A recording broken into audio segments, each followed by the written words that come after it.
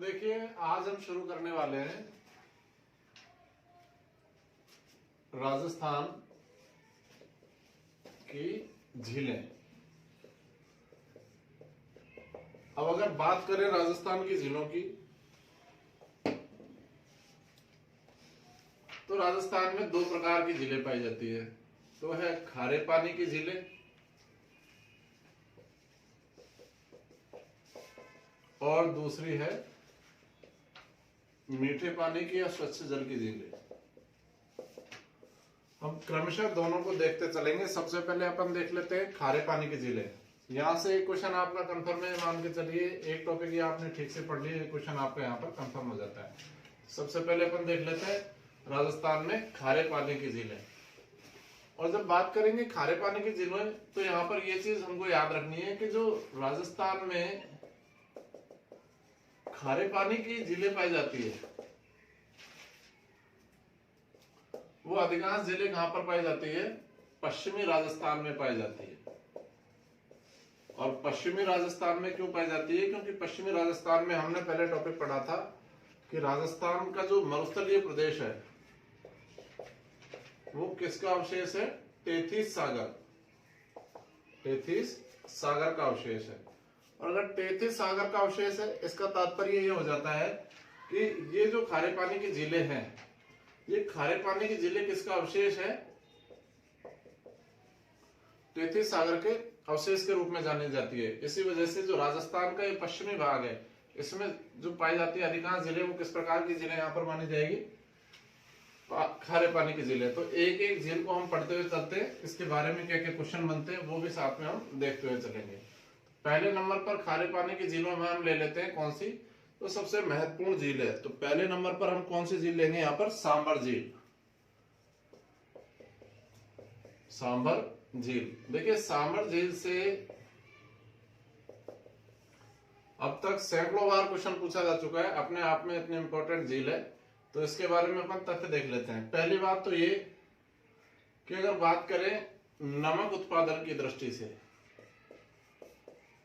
नमक उत्पादन की दृष्टि से ये राजस्थान ही नहीं, संपूर्ण भारत, तो जब भारत की हो जाएगी तो राजस्थान की भी कैसी झील है? अग्रणी झील है। अग्रणी झील मतलब पहले नंबर पर आ जाती है। नमक उत्पादन की दृष्टि से देश की या राजस्थान की पहले नंबर की झील है। और ये राजस्थान, ये झील जो है, झीलों से होने वाले नमक उत्पादन का कितना प्रतिशत? लगभग 8.7% नमक अकेले उत्पादित करती है। तो इसके साथ ही ये भारत की सर्वाधिक नमक उत्पादित करने वाली झील हो जाएगी। कौन सी? सांबर झील। एक फैक्ट ये हो जाता है। तो ये क्वेश्चन अपने आप में, कौन सी झील? सांबर झील है, देश की पहले नंबर की, राजस्थान की पहले नंबर की, और कितना नमक उत्पादित करती है? 8.7%। यहां पर हम देख पा रहे हैं, ये जो नीला छोटा सा बिंदु दिखाई दे रहा है, ये है सांबर झील। तो अगर सांबर झील के बारे में बात करें तो मान के चलिए सांबर झील है। सांबर झील का जो विस्तार पाया जाएगा वो मुख्य रूप से 3 जिलों में पाया जाएगा। अगर इसकी हम बात करें पूर्वी सीमा की, तो यहाँ पर ये जयपुर से सीमा बनाती है, जयपुर के अंदर स्थित है। इधर की ओर देखेंगे तो नागौर, और दक्षिणवर्ती क्षेत्र इसका आता है किसके अंतर्गत? अजमेर जिले के अंतर्गत। लेकिन आपसे अगर क्वेश्चन पूछा जाता है कि सांबर झील राजस्थान के किस जिले में स्थित है, तो प्रशासनिक दृष्टि से हम सांबर झील को कौन से जिले में मानते हैं? जयपुर जिले में मानते हैं। और ऐसा क्यों करते हैं? क्योंकि देखिए, जो जयपुर का सांबर वाला क्षेत्र है, सांबर झील का वह क्षेत्र जो जयपुर के अंतर्गत आता है, वहां पर नमक उत्पादन की राजस्थान की सबसे बड़ी इकाई है। आपने कंपनी का नाम सुना होगा जिसे कहा जाता है हिंदुस्तान साल्ट्स। हिंदुस्तान साल्ट्स, ये जो हिंदुस्तान साल्ट्स कंपनी है, संपूर्ण भारत में नमक उत्पादन के लिए उत्तरदायी कंपनी है, सरकारी कंपनी है। और ये तो संपूर्ण भारत में नमक उत्पादन को देखती है। लेकिन इस हिंदुस्तान साल्ट्स की एक सब्सिडरी है, उसका छोटा उपक्रम है जिसको बोला जाता है सांबर साल्ट्स। तो सांबर साल्ट जो है वो हिंदुस्तान साल्ट्स की इकाई है, उपक्रम है। और ये कौन से क्षेत्र में आती है? तो ये जयपुर वाले क्षेत्र में आती है। मतलब सांबर झील का वह क्षेत्र जो जयपुर के अंतर्गत आता है, वहां पर कौन सी ये जो है सामर साल्ट्स की जो फैक्ट्री है इकाई है यहाँ पर लगी हुई है। इसलिए अगर आपसे पूछा जाए सामान्य रूप से कि साहब सामर झील का संबंध राजस्थान के किस जिले से है, और ऑप्शन में आपके जयपुर भी दिया हुआ है, नागौर भी दिया है, अजमेर भी दिया है, तो आपको क्या करना है, जयपुर। क्योंकि प्रशासनिक दृष्टि से वैसे भी देखा जाए राजस्व मंडल अजमेर की दृष्टि से तो इसको किसमें माना गया है, जयपुर में। लेकिन अगर आपको स्पष्ट रूप से पूछा गया है कि क्षेत्रफल के आधार पर सामर झील का सर्वाधिक विस्तार राजस्थान के किस जिले में, तो क्षेत्रफल के आधार पर सामर झील का सर्वाधिक विस्तार कौन से जिले में हो जाएगा, नागौर जिले में। ये बात हो जाती है, ठीक है। और कौन कौन से जिलों से संबंध रखती है, 3 जिलों से संबंध रखती है। यहाँ पर देख पा रहे हैं तो ये नागौर से भी संबंध रखती है, ये अजमेर से भी संबंध रखती है, और ये जयपुर से भी संबंध रखती है। अब इसमें गिरने वाली कुछ एक प्रमुख नदियां देख लेते हैं हम। क्वेश्चन पूछा जाता है निम्न में से कौन सी नदी का संबंध सामर झील से नहीं है, तो इसमें एक तो गिरती है मेंथा, एक गिरती है खारी, एक गिरती है रूपनगढ़, तो ये नदी गिरती है। और इसके अलावा अगर हम बात करें तो एक नदी है खंडेला।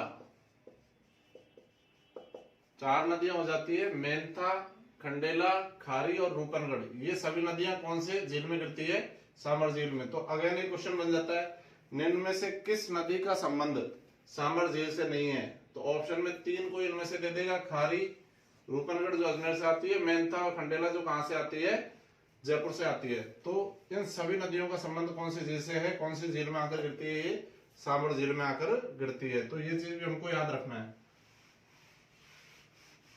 और क्या सामर झील से संबंधित क्वेश्चन बन जाते हैं, तो सामर झील से संबंधित और क्वेश्चन क्या बनेंगे कि देखिए एक है रामसर साइट, रामसर नम भूमि या आर्द्र भूमि स्थल। तो रामसर नम भूमि आर्द्र भूमि स्थल का संबंध किससे है, रामसर एक स्थान है ईरान में जहां पर नम भूमि वाले क्षेत्रों को लेकर एक बहुत बड़े वैश्विक आयोजन किया गया था।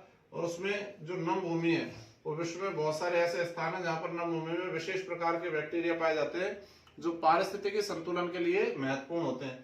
तो राजस्थान में भी 2 नम भूमि या आर्द्र भूमि या इनको बोल देते हैं वेटलैंड क्षेत्र घोषित किए गए हैं। तो पहला वेटलैंड क्षेत्र, पहला रामसर आर्द्र भूमि या नम भूमि क्षेत्र तो कौन सा है, सांबर झील।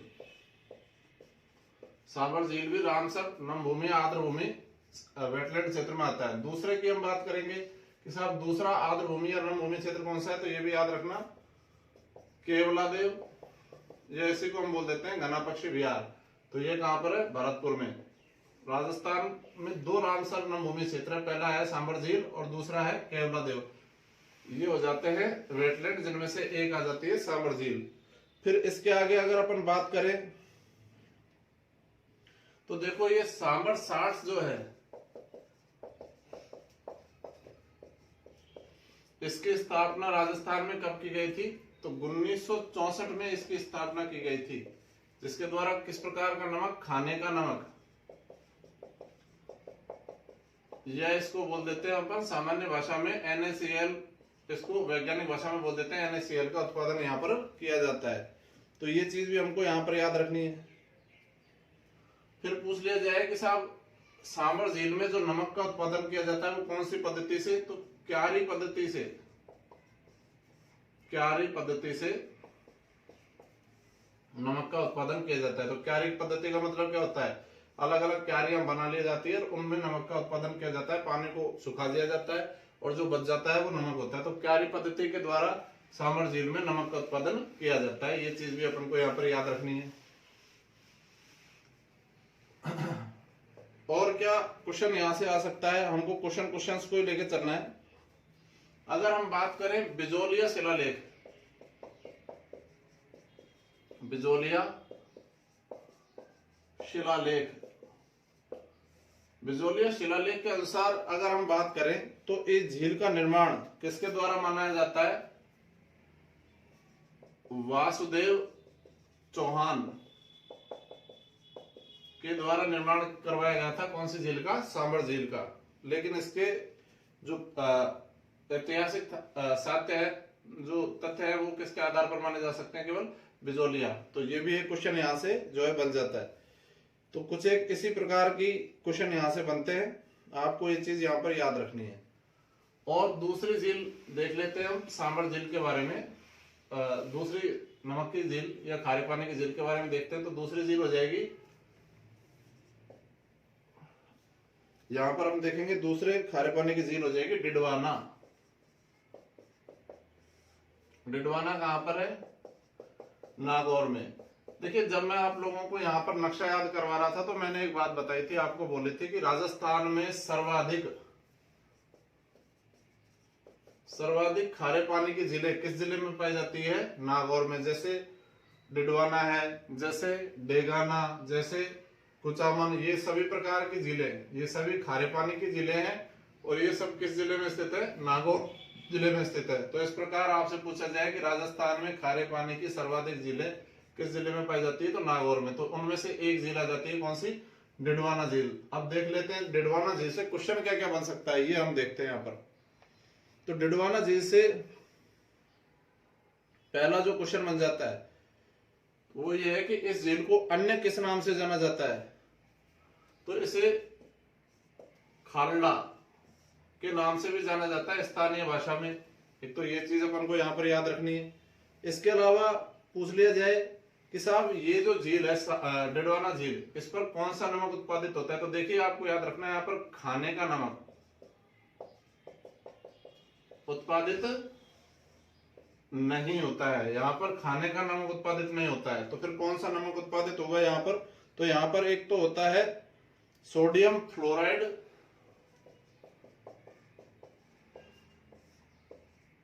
सोडियम फ्लोराइड, याद रखिएगा, मैं यहां पर बोल रहा हूं सोडियम फ्लोराइड, ना कि सोडियम क्लोराइड। तो एक तो सोडियम फ्लोराइड और दूसरा नमक जो यहां पर उत्पादित होता है वो होता है सोडियम सल्फेट।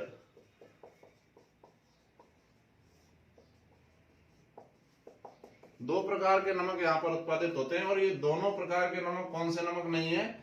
खाने के नमक नहीं है। तो भाई फिर इस झील से जो नमक उत्पादित हो रहा है वो क्या काम आता है?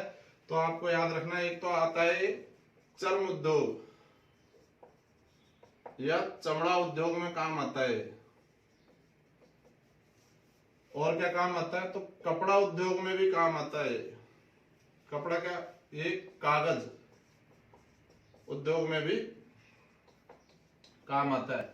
तो यहाँ पर जो राज्य सरकार है, मतलब राजस्थान सरकार है, उसने ये नमक उत्पादित करने के लिए जो है फैक्ट्री भी लगाई हुई है, कारखाना भी लगाया हुआ है, जिसका नाम है राजस्थान स्टेट केमिकल वर्क्स। तो ये इसकी विशेषता हो जाती है। यहाँ पर स्थानीय भाषा में खालड़ा कहते हैं। खाने का नमक उत्पादित नहीं होता है। कौन कौन से नमक उत्पादित होते हैं? सोडियम फ्लोराइड और सोडियम सल्फेट। ये दोनों नमक किसमें काम आते हैं? चर्म उद्योग में काम आते हैं, मतलब चमड़ा उद्योग में काम आते हैं और कागज उद्योग में भी काम आते हैं। और राज्य सरकार ने यहाँ पर ये दोनों नमकों के उत्पादन के लिए कौन सा कारखाना लगाया हुआ है? राजस्थान स्टेट केमिकल वर्क्स के नाम से यहाँ पर जो है कारखाना लगाया हुआ है। तो ये चीज अपन को यहाँ पर याद रखनी है। अब और अपन कौन सी झील की बात कर सकते हैं? यहाँ पर खारे पानी की झीलें। देखिए, खारे पानी की झीलों में 2-3 झीलें ऐसी है जिनका आपको विशेष विवरण याद रखना है। बाकी की झीलों का आपको स्थान के आधार पर केवल नाम याद रखना है कि कौन सी झील है और ये कहां पर स्थित है। बस ज्यादा क्वेश्चन ये बनते हैं। बात करें तीसरे खारे पानी की झील की, तो तीसरे खारे पानी की झील है पंचपदरा, या इसी को बोल देते हैं पंचपदरा। अब भाई क्या विशेषता है इसकी? पंचपदरा झील कहां पर पड़ेगी? ये बाड़मेर में पड़ेगी। देखिए, आपको ये याद रखना है, सामर झील 3 जिलों में संबंध रखती है। मैं बनाता जा रहा हूं यहाँ पर। फिर आपसे बात करें कौन सी झील? डिडवाना झील। डिडवाना झील कहां पर है? नागौर में है। फिर हम अगली झील पर बढ़ गए। कौन सी झील पर? यहाँ पर तो हम आ गए हैं पंचपदरा पर। पंचपदरा झील कहां पर है? बाड़मेर में। तो पंचपदरा झील के बारे में देख लेते हैं। पहली बात, यह है राजस्थान और भारत दोनों की सबसे ज्यादा खारी झील है। याद रखना है, जब हम बात कर रहे थे सामर झील की, तो सामर झील के लिए तो अपन ने क्या बोला था, यहाँ से सर्वाधिक नमक उत्पादित होता है खाने का। लेकिन अब अपन बात करें कि कौन सी झील का खारापन सबसे ज्यादा है, मतलब सबसे ज्यादा लवणीय झील है, जिसमें सबसे ज्यादा नमकीन पानी जिसका होता है झील का, तो वह कैसे वो कौन सी झील हो जाएगी, तो पंचपदरा जो झील है वो भारत की और राजस्थान की, जब भारत की है तो राजस्थान की तो अपने आप ही हो जाएगी। भारत की सर्वाधिक खारी या लवणीय झील है, और भारत की सर्वाधिक खारी या लवणीय झील है, तो फिर इसकी जो लवणता है उसकी प्रतिशत मात्रा कितनी है। देखिए एक चीज आप लोगों को याद रखनी है, जो लवणीयता है, किसी भी जल की लवणता है वो कैसे निकाली जाती है, कैसे प्राप्त की जाती है, तो प्रति 1000 ml शुद्ध या साफ पानी में घुले हुए लवणों की कुल मात्रा उस जल की क्या होती है, लवणता। और लवणता को कभी भी प्रतिशत पर व्यक्त नहीं किया जाता, प्रति 1000 पर व्यक्त किया जाता है, ये इसका सिंबल होता है। तो याद रखना है, बोलने में हम भले ही प्रतिशत बोल सकते हैं, लेकिन लवणता को हमेशा प्रतिशत पर व्यक्त नहीं किया जाता, प्रति 1000 पर व्यक्त किया जाता है। जैसे मान के चलिए 1 लीटर पानी है, मतलब 1000 ml पानी है, और इसमें नमक घुले हुए कितने, 98 ग्राम नमक घुले हुए हैं। इसका मतलब इस जल की लवणता कितनी हो जाएगी, इस जल की लवणता हो जाएगी 98 प्रति 1000, मतलब 1 लीटर शुद्ध जल में 98 ग्राम नमक यहाँ पर घुले हुए हैं। तो अगर अपन बात करें कि साहब राजस्थान की जो पंचपदरा झील है या पचपदरा झील है, इसकी लवणता कितनी है, इसकी लवणता है 98 प्रति 1000। तो मतलब 1 लीटर पानी में लगभग कितना नमक निकल आता है, यहाँ पर 100 ग्राम नमक निकल आता है। तो ये चीज भी अपन को याद रखनी है। इस हिसाब से देखी जाए तो बहुत खारी झील है। और क्या क्वेश्चन यहाँ से बन सकता है, तो यहाँ से हमको एक चीज याद रखना है, यहाँ पर जो नमक बनाया जाता है कहाँ पर, पंचपदरा झील में, वो कौन सी जाति के लोग, खारवाल जाति के लोग बनाते हैं। खारवाल जाति के लोग यहाँ पर नमक बनाते हैं। और कौन सी पद्धति के द्वारा, तो मोरली झाड़ी के द्वारा खारवाल जाति के लोग यहाँ पर क्या बनाते हैं, नमक का निर्माण करते हैं। कौन सी झील पर, पचपदरा झील पर, जो बाड़मेर में स्थित है। ये चीज भी अपन को याद रखनी है यहाँ पर। तो ये कुछ एक प्रमुख तथ्य हो जाते हैं पंचपदरा झील के बारे में। अब इसके बाद तो देखिए मैंने आप लोगों को बताया था कि साहब खारे पानी की झीलें, आपको केवल स्थान याद रखने हैं कि कौन सी झील है, कौन सी जिले से वो संबंध रखती है। जैसे आपको बात करें अपन कौन सी, कि कुचामन झील कहां पर है, सारी खारे पानी की बता रहा हूं, खारे पानी की झीलें। तो पहले देखते चलते हैं, कई बार सुमेलित करवाने में आ जाता है, सिंपल भी पूछ लेता है किस जिले से संबंध रखती है, या पूछ लेगा निम्न में से कौन सी खारे पानी की झील है, या निम्न में से कौन सी खारे पानी की झील नहीं है। इस प्रकार के क्वेश्चन बन जाते हैं। तो कुचामन झील भी कहां पर है, नागौर में। फिर पूछ लिया जाए आपसे डेगाना झील भी कहां पर है, नागौर में। फिर मैंने बताया आपको डिडवाना झील भी कहां पर है, नागौर में। तो देखिए नागौर में बहुत सारी बड़ी बड़ी खारे पानी की झीलें, इसलिए मैंने आप लोगों को क्या बताया था कि राजस्थान में खारे पानी की सर्वाधिक झीलें किस जिले में पाई जाती है, नागौर जिले में पाई जाती है। फिर इसके अलावा आपसे पूछ लिया जाए लूणकरणसर। जब मैं आप लोगों को नक्शा पढ़ा रहा था तो मैंने आप लोगों को बताया था कि साहब लूणकरणसर को क्या कहा जाता है, राजस्थान का राजकोट। राजस्थान का राजकोट क्यों कहते हैं, क्योंकि लूणकरणसर में राजस्थान की मूंगफली की सबसे बड़ी मंडी लगती है। और भारत में मूंगफली की सबसे बड़ी मंडी कौन सी जगह पर लगती है, राजकोट, और राजस्थान में लगती है लूणकरणसर, जो पड़ता है बीकानेर में। तो इसी वजह से लूणकरणसर को क्या कहा जाता है, राजस्थान का राजकोट भी कहा जाता है। तो ये झील भी है लूणकरणसर, नाम ही क्या है, लूणकरणसर, तो मतलब खारे पानी की है। कहां पर पड़ेगी भाई, ये बीकानेर में पड़ेगी। फिर और झील पर अपन देख लेते हैं कि और कौन कौन सी झीलें यहाँ पर हो सकती है। तो एक झील है काछोर झील कहां पर है, सीकर में। फिर आपसे पूछ लिया जाए और कौन सी झील है, तो काबोद झील है। काबोद झील भी खारे पानी की झील है। कहां पर पड़ेगी, जैसलमेर में। हम इनको नक्शे पर और देख लेंगे तो और अच्छे तरीके से याद हो जाएगी, आपको आवश्यकता ही नहीं पड़ेगी, दोबारा यहीं पर याद हो जाएगी सारी की सारी जिले, निश्चित रहिए आप इस चीज के लिए। फिर आपसे बात करें बाप, जो बाप झील है ये कहां पर पड़ेगी, जोधपुर में पड़ेगी। और कौन सी हो जाएगी खारे पानी की झील, तो बात करेंगे रेवासा झील। रेवासा झील पड़ेगी कहां पर, सीकर में। तो सीकर में कौन कौन सी हो जाएगी, काछोर झील भी सीकर में और रेवासा झील भी सीकर में। और बात करेंगे कौन सी झील हो जाएगी, तो एक झील और है सीकर में, बोलेंगे पीथमपुरी। पीथमपुरी या पीथमपुर, ये झील भी कहां पर है, सीकर में। और कैसे पानी की झील है, खारे पानी की झील है। और पूछ लिया जाए आपसे और कौन सी झील हो जाएगी, तो पोखरण झील। पोखरण कहां पर है, जैसलमेर में। पोखरण जैसलमेर में, ये भी खारे पानी की झील है। और देख लेते हैं और कौन कौन सी झील है, तो यहाँ पर और झील कौन सी हो जाएगी भाई, और झील हो जाएगी फलौदी झील।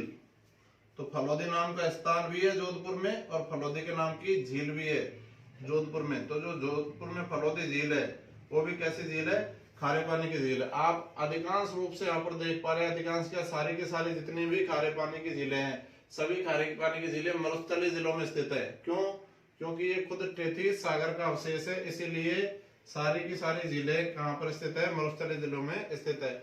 नक्शे पर अपन देख लेते हैं अब कौन कौन सी झील कहां पर है, तो एक एक को मैं बताता चलता हूं। जैसे मैंने आप लोगों को बताया था कि सबसे पहले तो नागौर में सर्वाधिक जिले हैं, तो डेगाना, डिडवाना, कुचामन, सारी जिले कहां पर है, नागौर में। जो झील जहां पर है उसी जिले में बना रहा हूं। फिर मैंने बात की आप लोगों से सांभर झील। सांभर झील का संबंध 2-3 जिलों से है।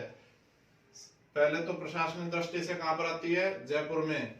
इसके क्षेत्रफल के आधार पर अधिकांश भाग कहां पर आता है, नागौर में। और एक और जिला जिससे संबंध रखती है कौन सा, अजमेर में। फिर अगली झील की बात करेंगे अपन कौन सी, लूणकरणसर। लूणकरणसर झील कहां पर पड़ेगी भाई, बीकानेर में। उसके बाद में अगली झील की बात करेंगे अपन, काछोर झील। काछोर झील कहां पर पड़ेगी भाई, तो ये राज सीकर, अपन ने नक्शा याद किया था, सीकर में। फिर एक और झील अपन ने जो सीकर में बात की थी कौन सी थी, रेवासा। तो रेवासा झील भी कहां पर पड़ेगी, सीकर में। इसके बाद में अपन ने बात की काबोद झील। काबोद झील पड़ेगी कहां पर, जैसलमेर में। तो ये हो जाएगी जैसलमेर। फिर इसके बाद में अपन ने और बात की कौन सी झील की, बाप झील। बाप खारे पानी की झील है, कहां पर पड़ेगी, जोधपुर में। फिर इसके अलावा और अगली झील की अपन बात कर लेते हैं कौन सी, पीथमपुर या पीथमपुरी। ये भी कहां पर पड़ेगी, सीकर में। इसके बाद में पोखरण में पड़ेगी एक और झील। पोखरण कहां पर पड़ेगा, जैसलमेर में। और बात कर ले अपन कौन सी झील, फलौदी।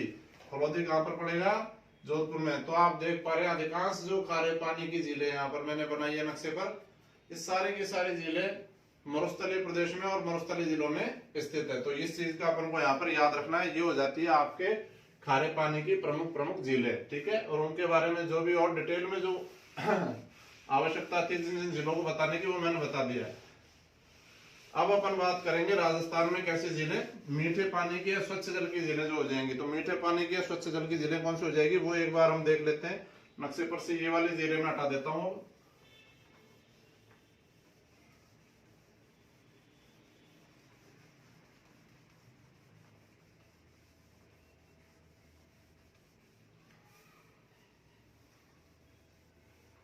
तो अब देख लेते हैं राजस्थान में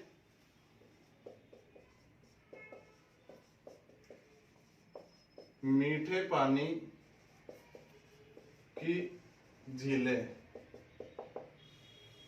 एक एक झील के बारे में बात करते चलते हैं, क्या क्या उससे क्वेश्चन बन सकते हैं, कितने क्वेश्चन बन सकते हैं, कहां कहां पर क्या क्या क्वेश्चन बनेंगे। तो पहली झील के बारे में बात करेंगे। देखिए, एक तो झीलों की नगरी राजस्थान में किसे कहा जाता है, उदयपुर को। और उदयपुर को कहा जाता है, तो राजस्थान में मीठे पानी की और स्वच्छ जल की सर्वाधिक झीलें कहां पर हो जाएगी भाई, उदयपुर में। तो उदयपुर के साथ ही अपन देख लेते हैं जो उदयपुर की और उदयपुर के साथ ही राजस्थान की मीठे पानी की सबसे बड़ी कृत्रिम झील है, कौन सी है, नाम हो जाएगा जयसमंद। जयसमंद झील। बात करें जयसमंद झील की कि साहब जयसमंद झील का और दूसरा नाम क्या है, तो इसी को हम कह देते हैं कौन सी झील के नाम से जाना जाता है, ढेबर झील के नाम से जाना जाता है। जयसमंद झील या ढेबर झील कहां पर है, उदयपुर में। अब अगर इसकी बात करें तो कि भाई क्या विशेषता है, मैंने अभी आप लोगों को बताया राजस्थान की सबसे बड़ी कृत्रिम, कृत्रिम का मतलब है बनाई गई है, प्राकृतिक रूप से बनी हुई नहीं है, कृत्रिम, सबसे बड़ी कृत्रिम झील। अब जब यहां पर मैंने लिख दिया कृत्रिम झील, तो आप लोगों को याद रखना है अगर कृत्रिम झील बनाई जाएगी तो मीठे पानी की, स्वच्छ जल की बनाई जाएगी, खारे पानी की झील बनाने का कोई मतलब बनता नहीं है। इसलिए जहां पर भी कृत्रिम झील देखे, मान के चलिए मीठे पानी की झील है, कभी भी कोई खारे पानी की कृत्रिम झील आज तक नहीं बनाई गई है, तो ये चीज याद रखनी है आपको। खारे पानी की राजस्थान की तो सबसे बड़ी कृत्रिम झील हो जाएगी। अगर आप यहाँ पर ये देख पा रहे हैं राजस्थान में ये उदयपुर, और उदयपुर में ये जो झील आपको दिखाई दे रही है, मैं पेन चला रहा हूँ यहाँ पर, ये दिखाई दे जाएगी, ये है कौन सी झील, जयसमंद या ढेबर झील। राजस्थान की तो सबसे बड़ी खारे पानी की झील है ही, साथ ही भारत की दूसरी सबसे बड़ी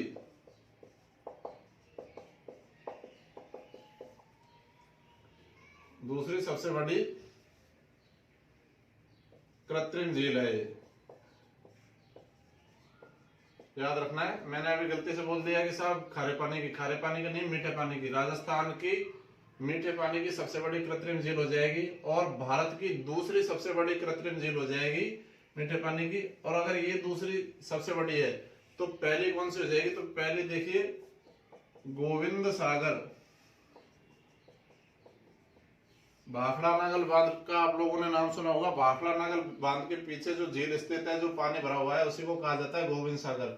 ये भारत की सबसे बड़ी कृत्रिम झील है। और अगर बात करें भारत की दूसरी सबसे बड़ी कृत्रिम झील तो कौन सी हो जाएगी, जयसमंद झील या ढेबर झील, जो कहां पर स्थित है, उदयपुर में स्थित है। तो ये झील यहां पर है। अब बात कर लेंगे साहब ये झील कौन सी है, क्या है। तो इस झील का जो निर्माण करवाया था राजा जयसिंह ने करवाया था। तो भाई राजा जयसिंह ने इसका निर्माण करवाया है, तो कब करवाया है, 1685 से 1691 के मध्य में करवाया था। और कैसे करवाया इसका निर्माण, ये बात करेंगे। तो मुख्य रूप से गोमती और झाबरी और बागर, ये तीन नदियों के जल को रोककर, मुख्य रूप से अगर ऑप्शन में एक आया तो गोमती नदी ही करना है, याद रखिएगा। मुख्य रूप से गोमती, झाबरी और बागर नदियों के जल को रोककर निर्माण करवाया गया था। किसके द्वारा, राजा जयसिंह के द्वारा। कब से कब, कौन से समय के अंतर्गत, तो 1685 से प्रारंभ हुआ है, 1691 में इसका कंप्लीट हो गया निर्माण। तो ये है जयसमंद झील। और क्या क्या क्वेश्चन बन सकता है भाई जयसमंद झील से, तो देखिए जयसमंद झील की अगर बात करें अपन, तो जयसमंद झील में 7 टापू है भाई। कितने टापू है, 7। और इन 7 टापुओं में जो सबसे बड़ा है, सबसे बड़ा टापू, उसे क्या कहा जाता है, बाबा का भागड़ा। जयसमंद झील में जो 7 टापू, उनमें से सबसे बड़े टापू को कहा जाता है बाबा का भागड़ा। और जो सबसे छोटा है, सबसे छोटा है जो टापू, उसका नाम ही क्या है, उसका नाम है प्यारी। सबसे छोटा है इसलिए नाम ही क्या हो गया, प्यारी। जयसमंद झील में, ढेबर झील में 7 टापू है। 7 टापू में सबसे बड़ा जो टापू है उसका नाम है बाबा का भागड़ा, और सबसे छोटा जो टापू है उसका नाम क्या हो जाएगा भाई, प्यारी नाम हो जाएगा इसका। तो ये भी यहाँ पर क्वेश्चन बन जाता है। इसके अलावा इस झील में से 2 नहरें निकलती है, जिनका नाम क्या क्या है, तो 2 नहरें हैं। एक तो है श्याम नहर और एक है भाट नहर। तो श्याम नहर और भाट नहर, इन 2 नदियों, 2 जो नहरें हैं, इनका संबंध भी कौन सी झील से, जयसमंद झील से या ढेबर झील से। ये चीज आपको यहाँ पर याद रखनी है। और एक यहाँ पर ऐतिहासिक स्थान मौजूद है जिसे कहा जाता है, मैं यहाँ पर आपको एक बार वैसे ही बोलकर बता देता हूँ। तो यहाँ पर इसे क्या कहा जाता है, यहाँ पर एक महल बना हुआ है जिसे कहा जाता है रूठी रानी का महल। रूठी रानी का महल कौन सी नदी के किनारे स्थित, कौन से झील के किनारे स्थित है, तो जैसमंद। अब देख लीजिए एक बार, 2 मिनट में वापस बता देता हूँ। जैसमंद झील की बात करें, राजस्थान की सबसे बड़ी कृत्रिम झील है, भारत की दूसरी सबसे बड़ी कृत्रिम झील है। तो सबसे बड़ी कौन सी है, गोविंद सागर, जो भाखड़ा नगर बांध के ठीक पीछे स्थित है। निर्माण किसने करवाया था भाई जैसमंद झील का, तो राजा जयसिंह ने करवाया था। कब करवाया था, 1685 से 1691 के मध्य करवाया था। कौन सी नदियों को रोककर करवाया था, तो मुख्य रूप से प्राथमिक नदी गोमती नदी को, इसके अलावा जाबरी और बागर नदियों के जल को रोककर यहाँ पर इसका निर्माण करवाया था।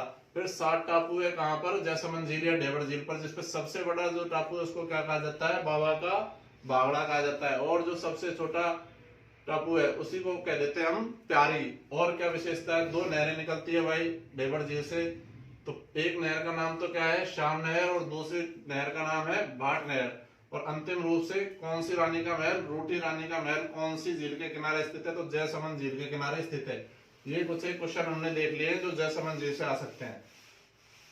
इसके बाद में हम बात करेंगे अगली झील कौन सी आ जाएगी भाई, मीठे पानी की या स्वच्छ जल की, अगली झील कौन सी आ जाएगी, तो अगली झील आ जाएगी राजसमंद।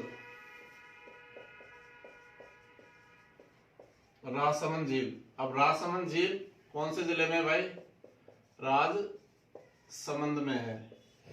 पहला क्वेश्चन और इंपॉर्टेंट क्वेश्चन है, कम से कम 5-7 परीक्षा में पूछा जा चुका है कि राजस्थान का एकमात्र जिला जिसका नाम किसी झील के आधार पर पड़ा है, तो राजसमंद जो जिला है उसका नाम भी कौन सी झील के आधार पर पड़ा है, राजसमंद झील के आधार पर पड़ा है।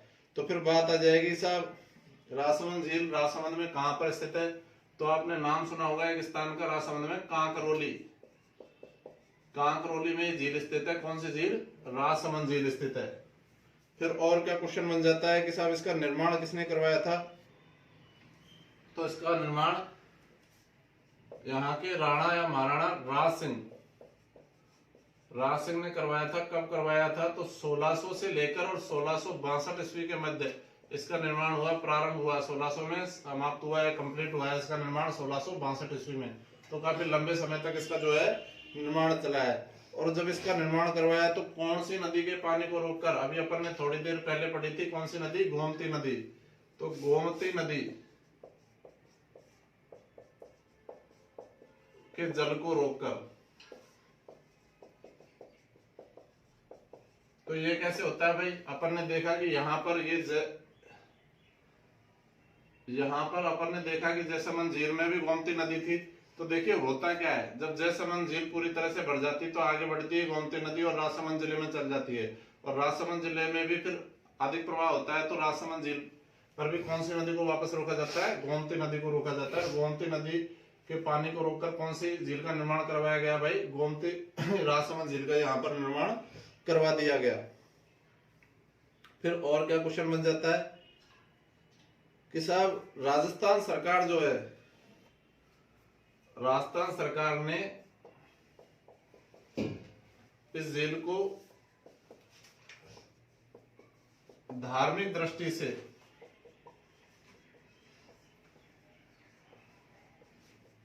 पवित्र घोषित किया है। देखिए जब हमारे दिमाग में ये पवित्र शब्द आता है तो हमारे दिमाग में पहला ऑप्शन क्या आता है, पुष्कर झील।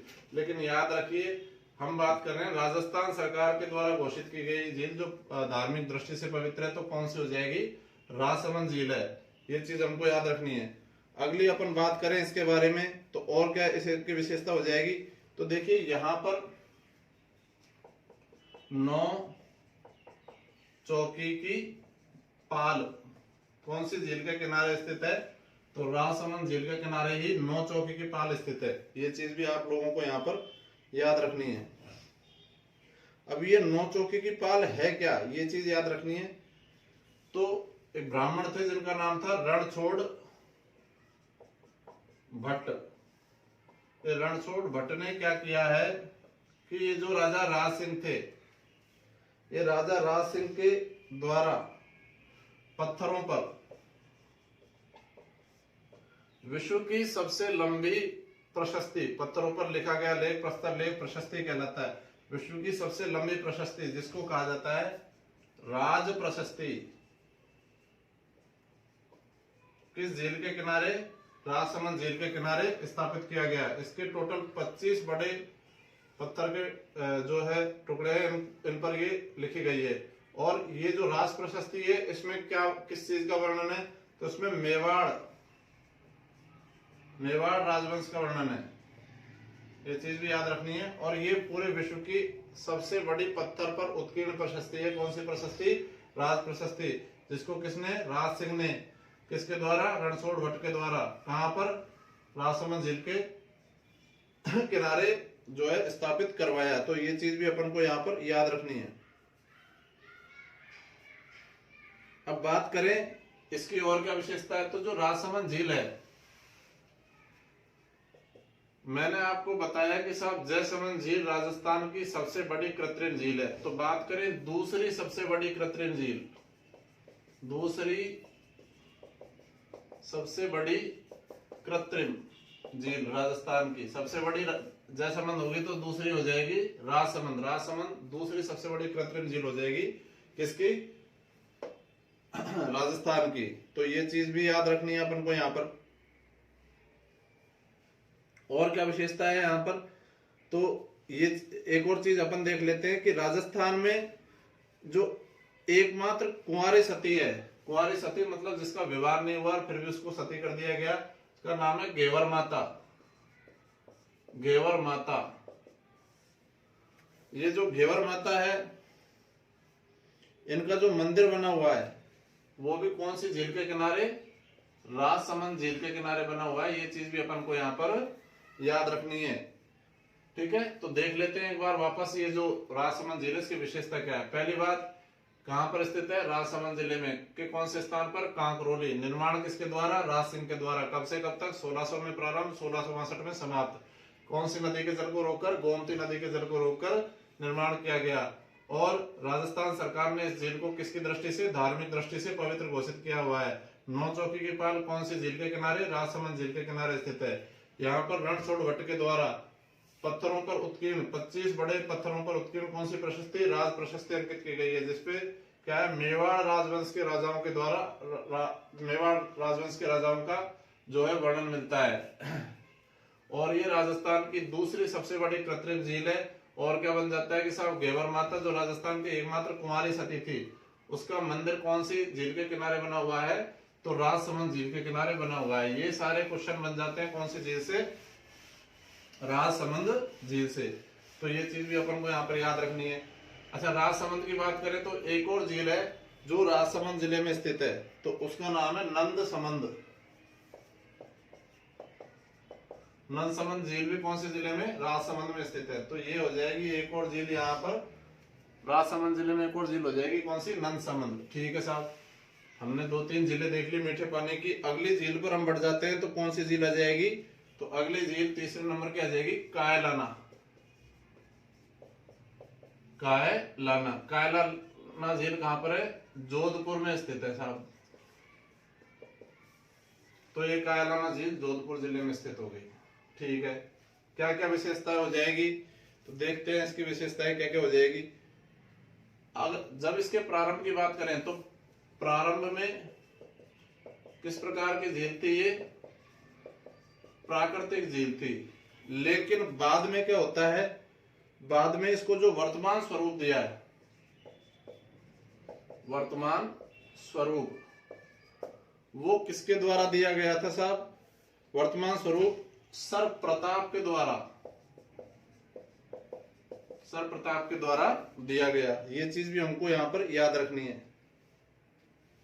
अच्छा, इस झील में जो इंदिरा गांधी नहर की शाखा है IGNP, इंदिरा गांधी नहर परियोजना की, इंदिरा गांधी नहर की कौन सी शाखा? राजीव गांधी कैनाल या नहर। राजीव गांधी कैनाल या नहर जो है, इसमें वर्ष भर पानी की आपूर्ति सुनिश्चित करने के लिए, इसमें पानी किसके द्वारा? इंदिरा गांधी नहर के द्वारा राजीव गांधी कैनाल यहां तक बनाई गई है। और राजीव गांधी कैनाल के द्वारा कौन सी झील में पानी की आपूर्ति सुनिश्चित की जाती है कायलाना झील में, जो जोधपुर जिले में स्थित है। और क्योंकि इसमें पानी की आपूर्ति सुनिश्चित की जाती है तो इसका कारण क्या है कि साहब जोधपुर को पेयजल की आपूर्ति कौन सी झील के द्वारा की जाती है? कायलाना झील के द्वारा ही की जाती है। ये चीज याद रखनी है, इसीलिए इसमें ये झील जो कैनाल है इसके द्वारा पानी की आपूर्ति सुनिश्चित की जाती है। और इस झील के किनारे एक अभ्यारण्य आपने नाम सुना होगा, माचिया सफारी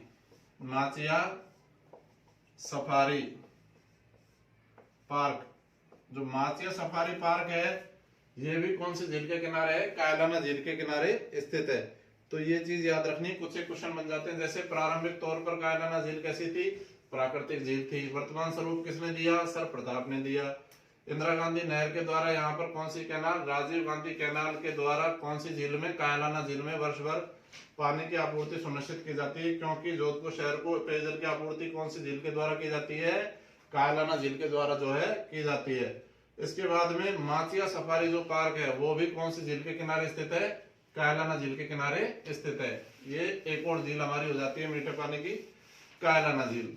अगली झील की ओर हम बढ़ जाते हैं, जो भी है चौथे पांचवें नंबर की, वो हम देखते हैं कौन सी झील हो जाएगी। अब अगली झील की ओर हम बढ़ेंगे तो कौन सी हो जाएगी भाई? सिलिसेट झील। सिलिसेट झील कौन से जिले में है? अलवर जिले में स्थित है। कहां पर है? अलवर जिले में स्थित है। इसके बारे में कुछ एक विशेषताएं देख लेते हैं। अगर आपसे पूछा जाए कि साहब मुंबई दिल्ली राष्ट्रीय राजमार्ग, या इसी को हम बोल देंगे क्या?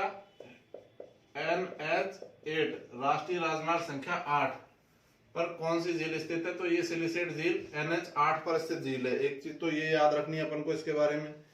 फिर बात आ जाती है कि साहब इसका निर्माण किसके द्वारा? तो अलवर के राजा थे विनय सिंह।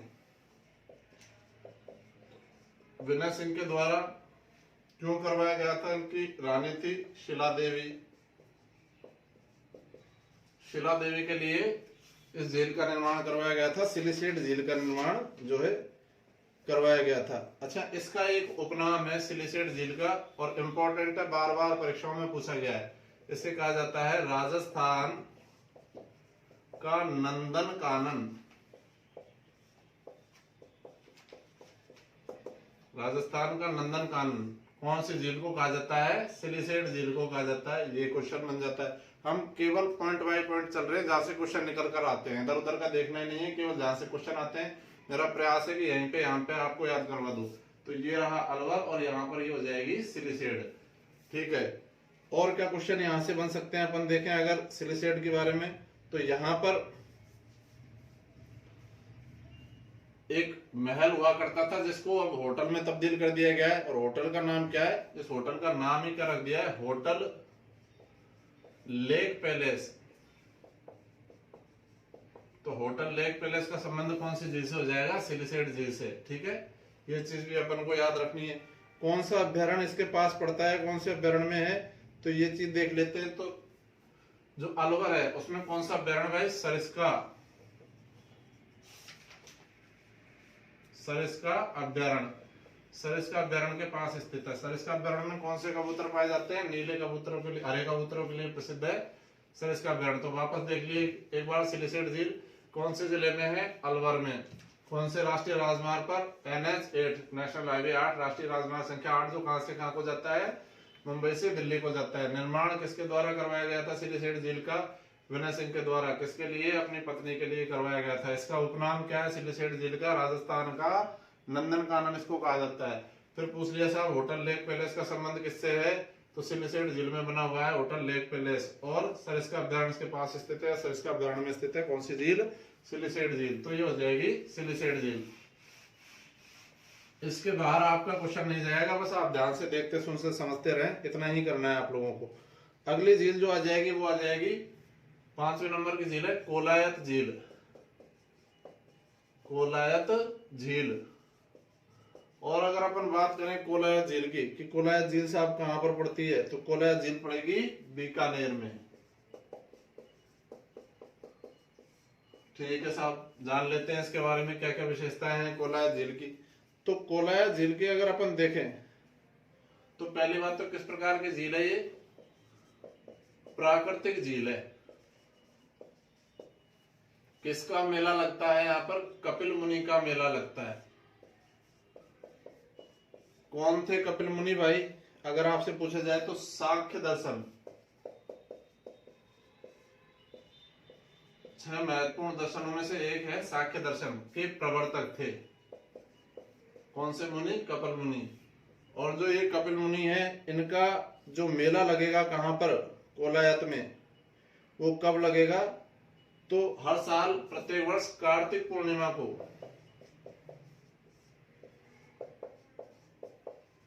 कार्तिक पूर्णिमा को इनका मेला लगता है। कौन सी झील के किनारे, कोलायत झील के किनारे इनका जो है मेला लगता है। और क्या विशेषता हो जाएगी भाई इस झील की, तो क्योंकि इस झील को कौन से, एक तो ये कौन से NH पर, कौन से राष्ट्रीय राजमार्ग पर स्थित है, तो NH15।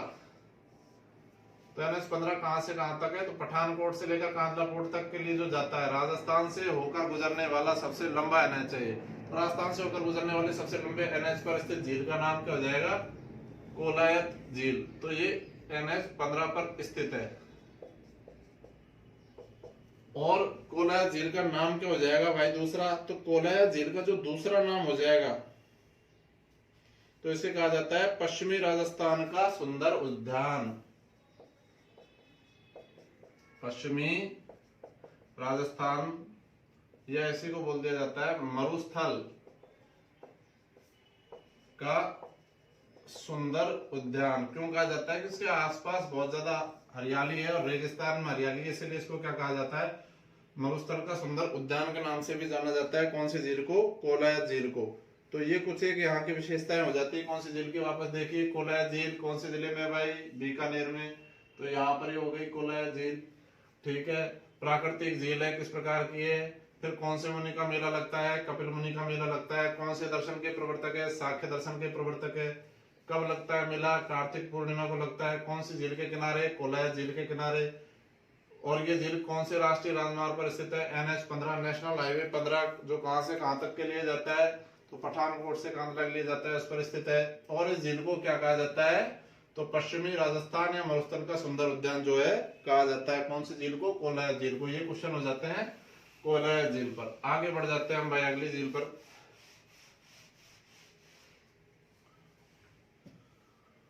तो अगली झील आ जाएगी, जो भी है क्रम नंबर जैसे छठा है, तो छठी झील कौन सी आ जाएगी, गजनेर झील।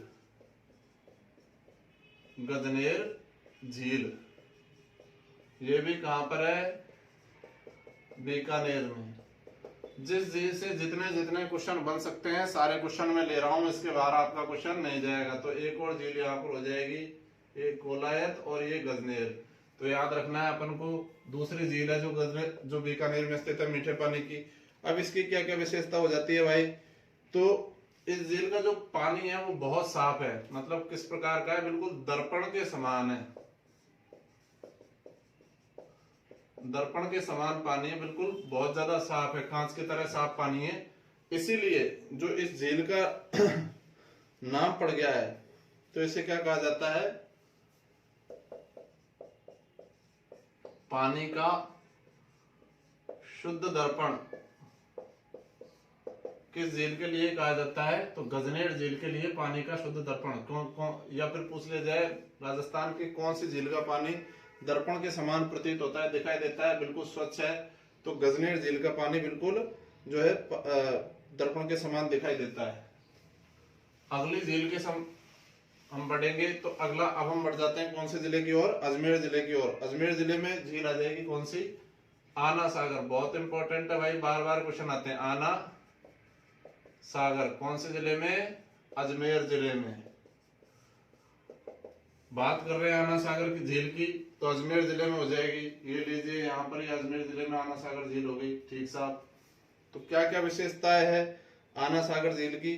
तो पहली बात तो कौन से दो क्षेत्रों के मध्य है, तो एक किला है तारागढ़,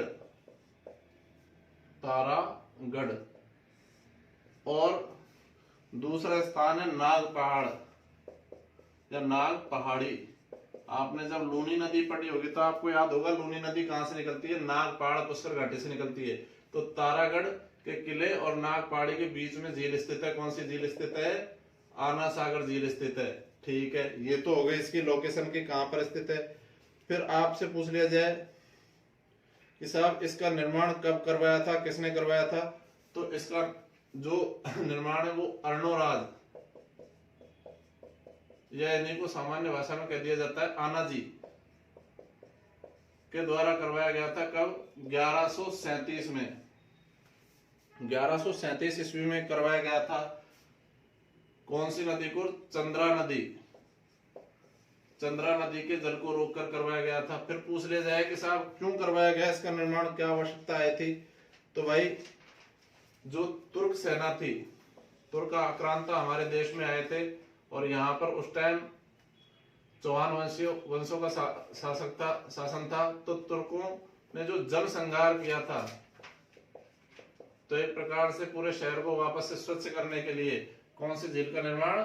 आना सागर झील का निर्माण किसके द्वारा? आना जी के द्वारा यहाँ पर करवाया गया था।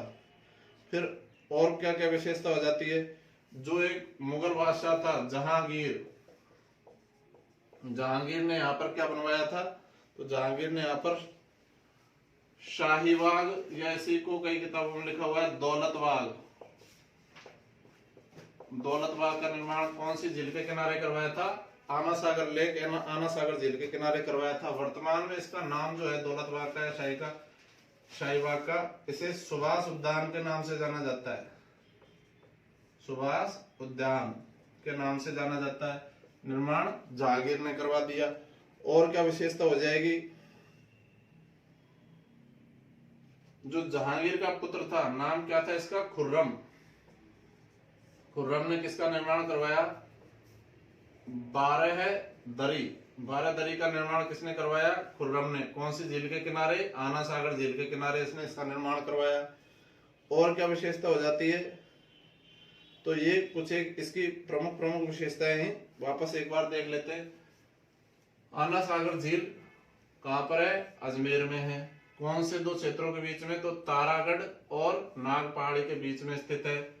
निर्माण किसके द्वारा? तो अर्णोराज या आनाजी के द्वारा। कब करवाया गया था आना सागर झील का निर्माण? 1137 में। कौन सी नदी के जल को रोककर? चंद्रा नदी के जल को रोककर करवाया गया था। क्यों करवाया गया था? तुर्कों के द्वारा जो जल संहार किया गया उसकी साफ सफाई हेतु करवाया गया था। जहांगीर ने यहाँ पर क्या बनवाया भाई? जहांगीर ने यहाँ पर शाहीबाग या दौलतबाग बनवाया था। इसको वर्तमान में क्या कहा जाता है? सुभाष उद्यान कहा जाता है। फिर और पूछ लिया जाए कि साहब खुर्रम जो जहांगीर का पुत्र था उसने किसका निर्माण करवाया? तो बारेदरी। पूछ लिया जाए बारेदरी का संबंध वर्तमान में कौन सी झील से है? तो आना सागर झील से है बारेदरी का संबंध। तो ये क्वेश्चन निकल आता है कहां से? आना सागर झील अजमेर से। ये चीज आप लोगों को याद रखनी है। अगली झील की ओर बढ़ जाते हैं हम, जो भी नंबर है 7वां 8वां, संभवतः 7वां नंबर है। तो अगली झील जो आ जाएगी वो आ जाएगी फाय सागर, संभवतः 8वां है ये। तो फाय सागर झील भी कहां पर है? अजमेर में है। इसका जो निर्माण करवाया गया था वो एक अंग्रेज इंजीनियर था जिसका नाम था क्या? फाय, अंग्रेज इंजीनियर के द्वारा करवाया गया, इसीलिए इसका नाम ही क्या पड़ गया? उसके नाम पर फाय सागर पड़ गया, क्योंकि फाय ने इसका निर्माण करवाया था। और कब करवाया था? तो क्यों करवाया था? अकाल राहत के कार्यों के तहत। जैसे आज भी आप देखते हैं कि अकाल राहत के कार्य, जैसे मनरेगा वगैरह में जो कार्य करते हैं, उस कार्य होते हैं उसके तहत भी, जैसे कई बार सड़कों के किनारे गड्ढे खुदवाए जाते हैं, बड़े बड़े जो गांव के जो तालाब है उनको गहरा करवाया जाता है मनरेगा के तहत। तो उसी के हिसाब से, उसी प्रकार जो फाय के द्वारा अकाल राहत के कार्यों के तहत कौन सी झील का निर्माण? फाय सागर झील का निर्माण यहाँ पर अजमेर में करवाया गया। तो ये एक और विशेषता हो जाती है। अच्छा, अब फिर क्या होता है? तो देखो, जब आना सागर फाय सागर झील में अधिक जल भर जाता है, मतलब एक प्रकार से फुल हो जाता है। मान के चलिए ये है फाय सागर, इसमें पानी फुल हो जाएगा, चंद्रा नदी का आगे बढ़ेगा, तो फिर ये आगे जाकर कौन सी नदी में भर जाएगा, कौन सी झील में भर जाएगा, तो आना सागर झील में जाता है इसका पानी। मतलब हम क्या कह सकते हैं कि जब फाय सागर फुल हो जाता है तो इसका पानी किस में चला जाता है, आना सागर में। तो संपूर्ण रूप से भरने पर पानी आना सागर में। वापस देख लीजिए एक बार, फाय सागर कहां पर है, अजमेर में, तो ये फाय सागर एक और झील हो गई, ये भी कहां पर हो गई, अजमेर में। ठीक है साहब। फाय सागर झील का निर्माण अंग्रेज इंजीनियर कौन सा, फाय के द्वारा करवाया गया था। क्यों करवाया गया था, अकाल राहत कार्यों के तहत करवाया था। और जब ये संपूर्ण भर जाता है तो इसका पानी कौन सी झील में चला जाता है, आना सागर झील में चला जाता है। ठीक है। अगला क्वेश्चन आपका बन जाएगा, अगला जो झील है, नौवीं झील, वो कौन सी हो जाएगी, देखते हैं यहाँ पर। तो नौवीं झील है मानसागर।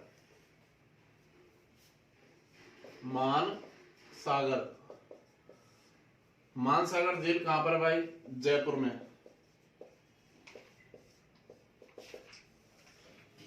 ठीक है।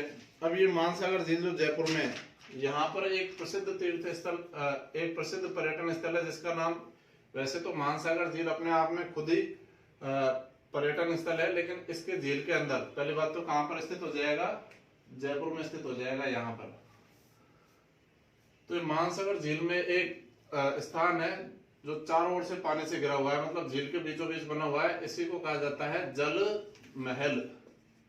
जल महल का संबंध कौन सी झील से है, तो जल महल का संबंध हो जाएगा किससे, मानसागर झील से, जो कौन से जिले में स्थित है, अजमेर जिले में स्थित है, मुख्य जयपुर शहर में ही स्थित है। तो एक क्वेश्चन तो हो जाता है ये। अब एक और इसके लिए क्वेश्चन बन जाता है कि साहब 2007 में ताल 2007 के नाम से वैश्विक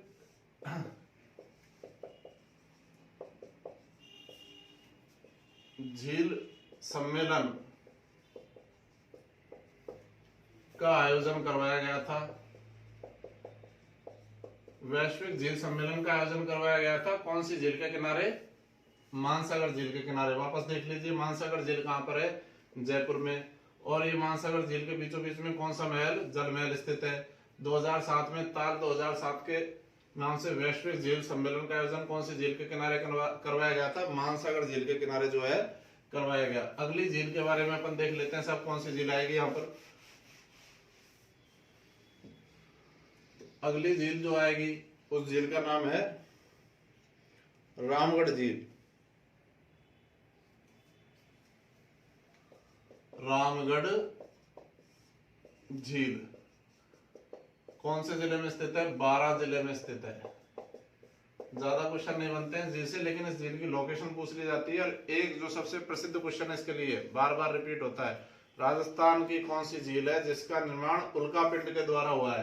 तो उल्का पिंड द्वारा निर्मित झील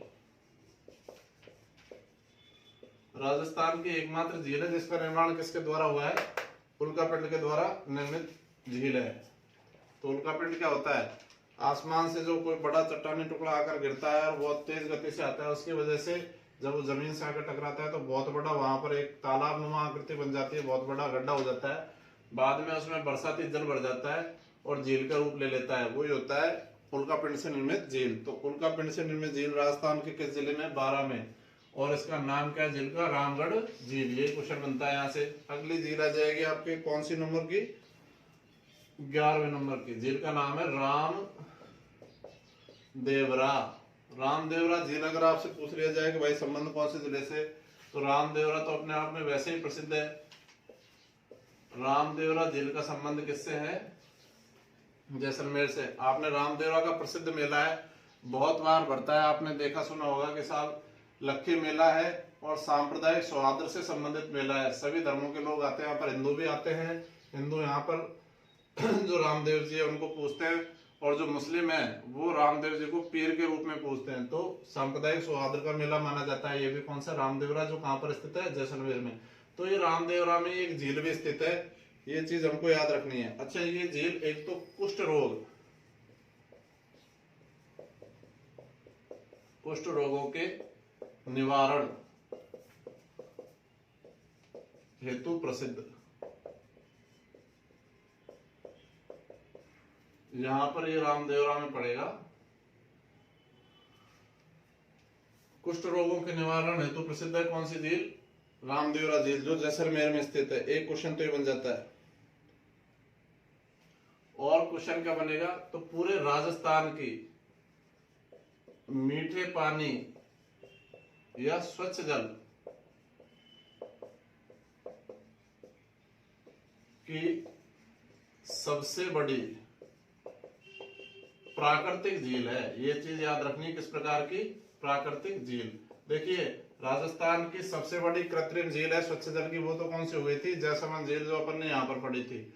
लेकिन अगर मीठे पानी की बात करें, प्राकृतिक झील की बात करें, तो जो रामदेवरा में स्थित झील है वो झील राजस्थान की मीठे पानी की, स्वच्छ पानी की सबसे बड़ी किस प्रकार की, प्राकृतिक झील है। ये चीज हमको यहाँ पर याद रखनी है। अब देखिए, कई विद्वान मानते हैं कि इस झील का निर्माण भी किसके द्वारा हुआ था, ज्वालामुखी के द्वारा हुआ था।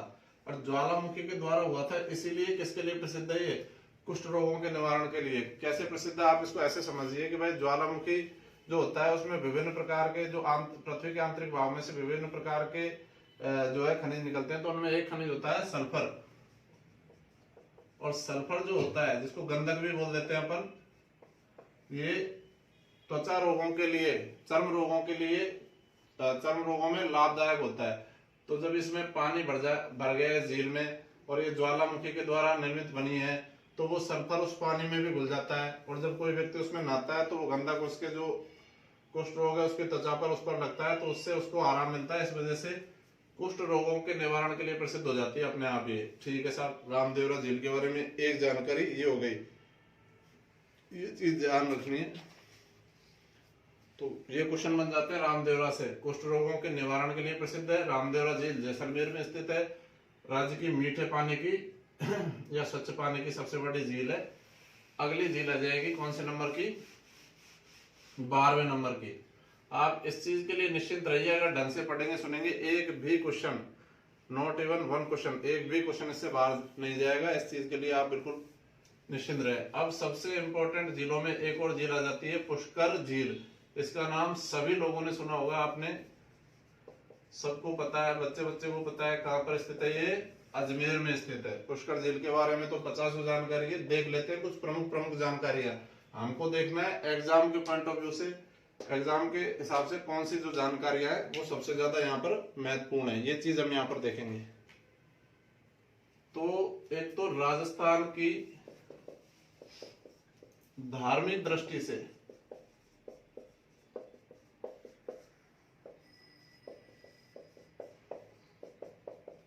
सबसे प्रसिद्ध झील है।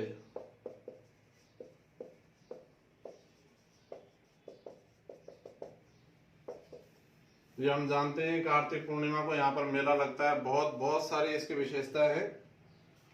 क्या क्या विशेषता है, इसीलिए अब क्योंकि ये धार्मिक दृष्टि से इतनी महत्वपूर्ण है, इसीलिए इसको क्या बोला जाता है, इस झील को या पुष्कर को बोला जाता है तीर्थराज। पुष्कर झील पुष्कर में स्थित है, अजमेर, मूल अजमेर से 12 किलोमीटर की दूरी पर स्थित है ये। तो तीर्थराज भी पुष्कर को बोला जाता है, या अगर हम इसको तीर्थराज बोल रहे हैं तो इसको बोला जाता है तीर्थों का मामा। तीर्थों का मामा भी पुष्कर को बोला जाता है। और क्या बोला जाता है इसको, पांचवा तीर्थ, पांचवा तीर्थ भी बोला जाता है किसको, पुष्कर को। और क्या बोला जाता है इसको, कोंकण तीर्थ भी बोला जाता है, कोंकण तीर्थ। ये सारे उपनाम किसके हैं, पुष्कर के हैं। पुष्कर को तीर्थराज कहा जाता है, तीर्थों का मामा कहा जाता है, पांचवा तीर्थ बोला जाता है नों का, और कोंकण तीर्थ भी बोला जाता है। और क्या क्या विशेषताएं हो जाती है भाई पुष्कर झील की, तो एक, क्योंकि हमने देखा कि साहब राजस्थान की धार्मिक दृष्टि से सबसे ज्यादा प्रसिद्ध झील है, लेकिन इसी वजह से लोग बाग यहाँ पर आते भी ज्यादा है, और आते ज्यादा है तो यहाँ पर विभिन्न प्रकार का प्रदूषण भी ज्यादा फैलाते हैं। जैसे जल प्रदूषण बहुत ज्यादा फैलाते हैं, इस झील में विभिन्न प्रकार की गंदगी डाल देते हैं, तो इसी वजह से इसको नहीं चाहते हुए भी एक ऐसी विशेषता निकल कर आती है जो खराब है। लेकिन क्वेश्चन आता है परीक्षाओं से कि राजस्थान की सर्वाधिक प्रदूषित झील भी है, राजस्थान की सर्वाधिक प्रदूषित झील भी कौन सी है भाई? पुष्कर झील है। क्यों? क्योंकि लोग बाग आते हैं यहाँ पर और जल प्रदूषण आवश्यकता से अधिक फैलाते हैं, तो उस वजह से ये राजस्थान की सबसे ज्यादा प्रदूषित झील भी हो जाएगी। अब इस झील के निर्माण का जो प्रमाण मिलता है तो माना जाता है कि इस झील को सबसे पहले जो पुष्कराणा ब्राह्मण है, पुष्कराणा ब्राह्मणों के द्वारा निर्मित माना जाता है, उनके द्वारा इसको खोदा गया था ऐसा माना जाता है। तो ऐसा कोई इसका प्रमाण है नहीं। बाकी एक और चीज है, 1809 में 1809 ईस्वी में जो मराठा सरदार थे, 1809 ईस्वी में मराठा सरदारों के द्वारा इसका पुनर्निर्माण करवाया गया। एक प्रकार से पुनः निर्माण करवाया, मतलब एक प्रकार से मरम्मत करवाई इसकी, और एक घाट का निर्माण भी करवाया, जिस घाट को क्या कहा गया भाई? गो घाट। गो घाट, गो घाट का निर्माण किसके द्वारा करवाया गया? तो ये गो घाट का निर्माण जो करवाया गया था वो पुष्कराणा मराठा सरदारों के द्वारा 1809 में करवाया गया था। और क्या विशेषता हो जाएगी भाई इसकी? तो कौन से एनएच, कौन से राष्ट्रीय राजमार्ग के किनारे स्थित है?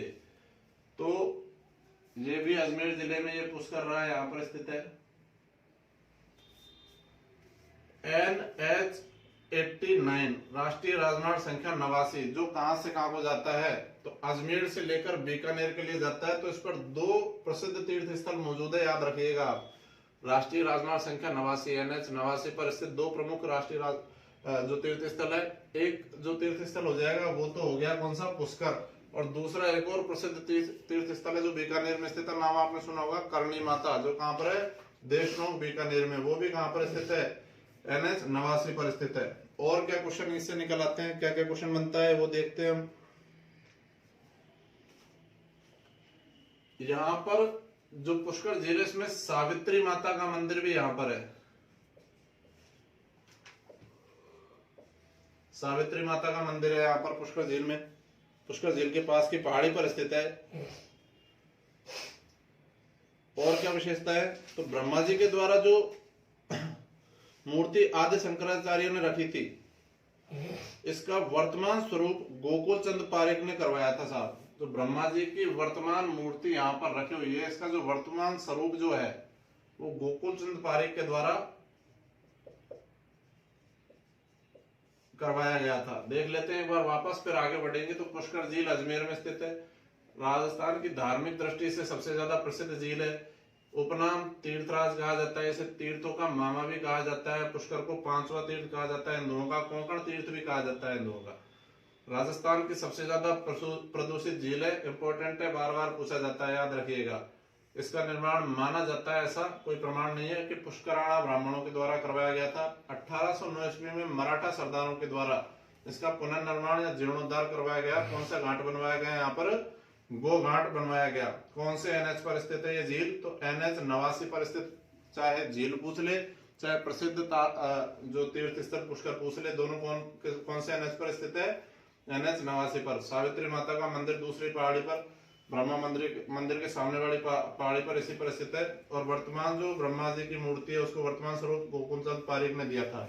और आगे बढ़ जाते हैं हम, क्या क्या विशेषता आ जाएगी पुष्कर झील के बारे में। बहुत सारे क्वेश्चन बनते हैं,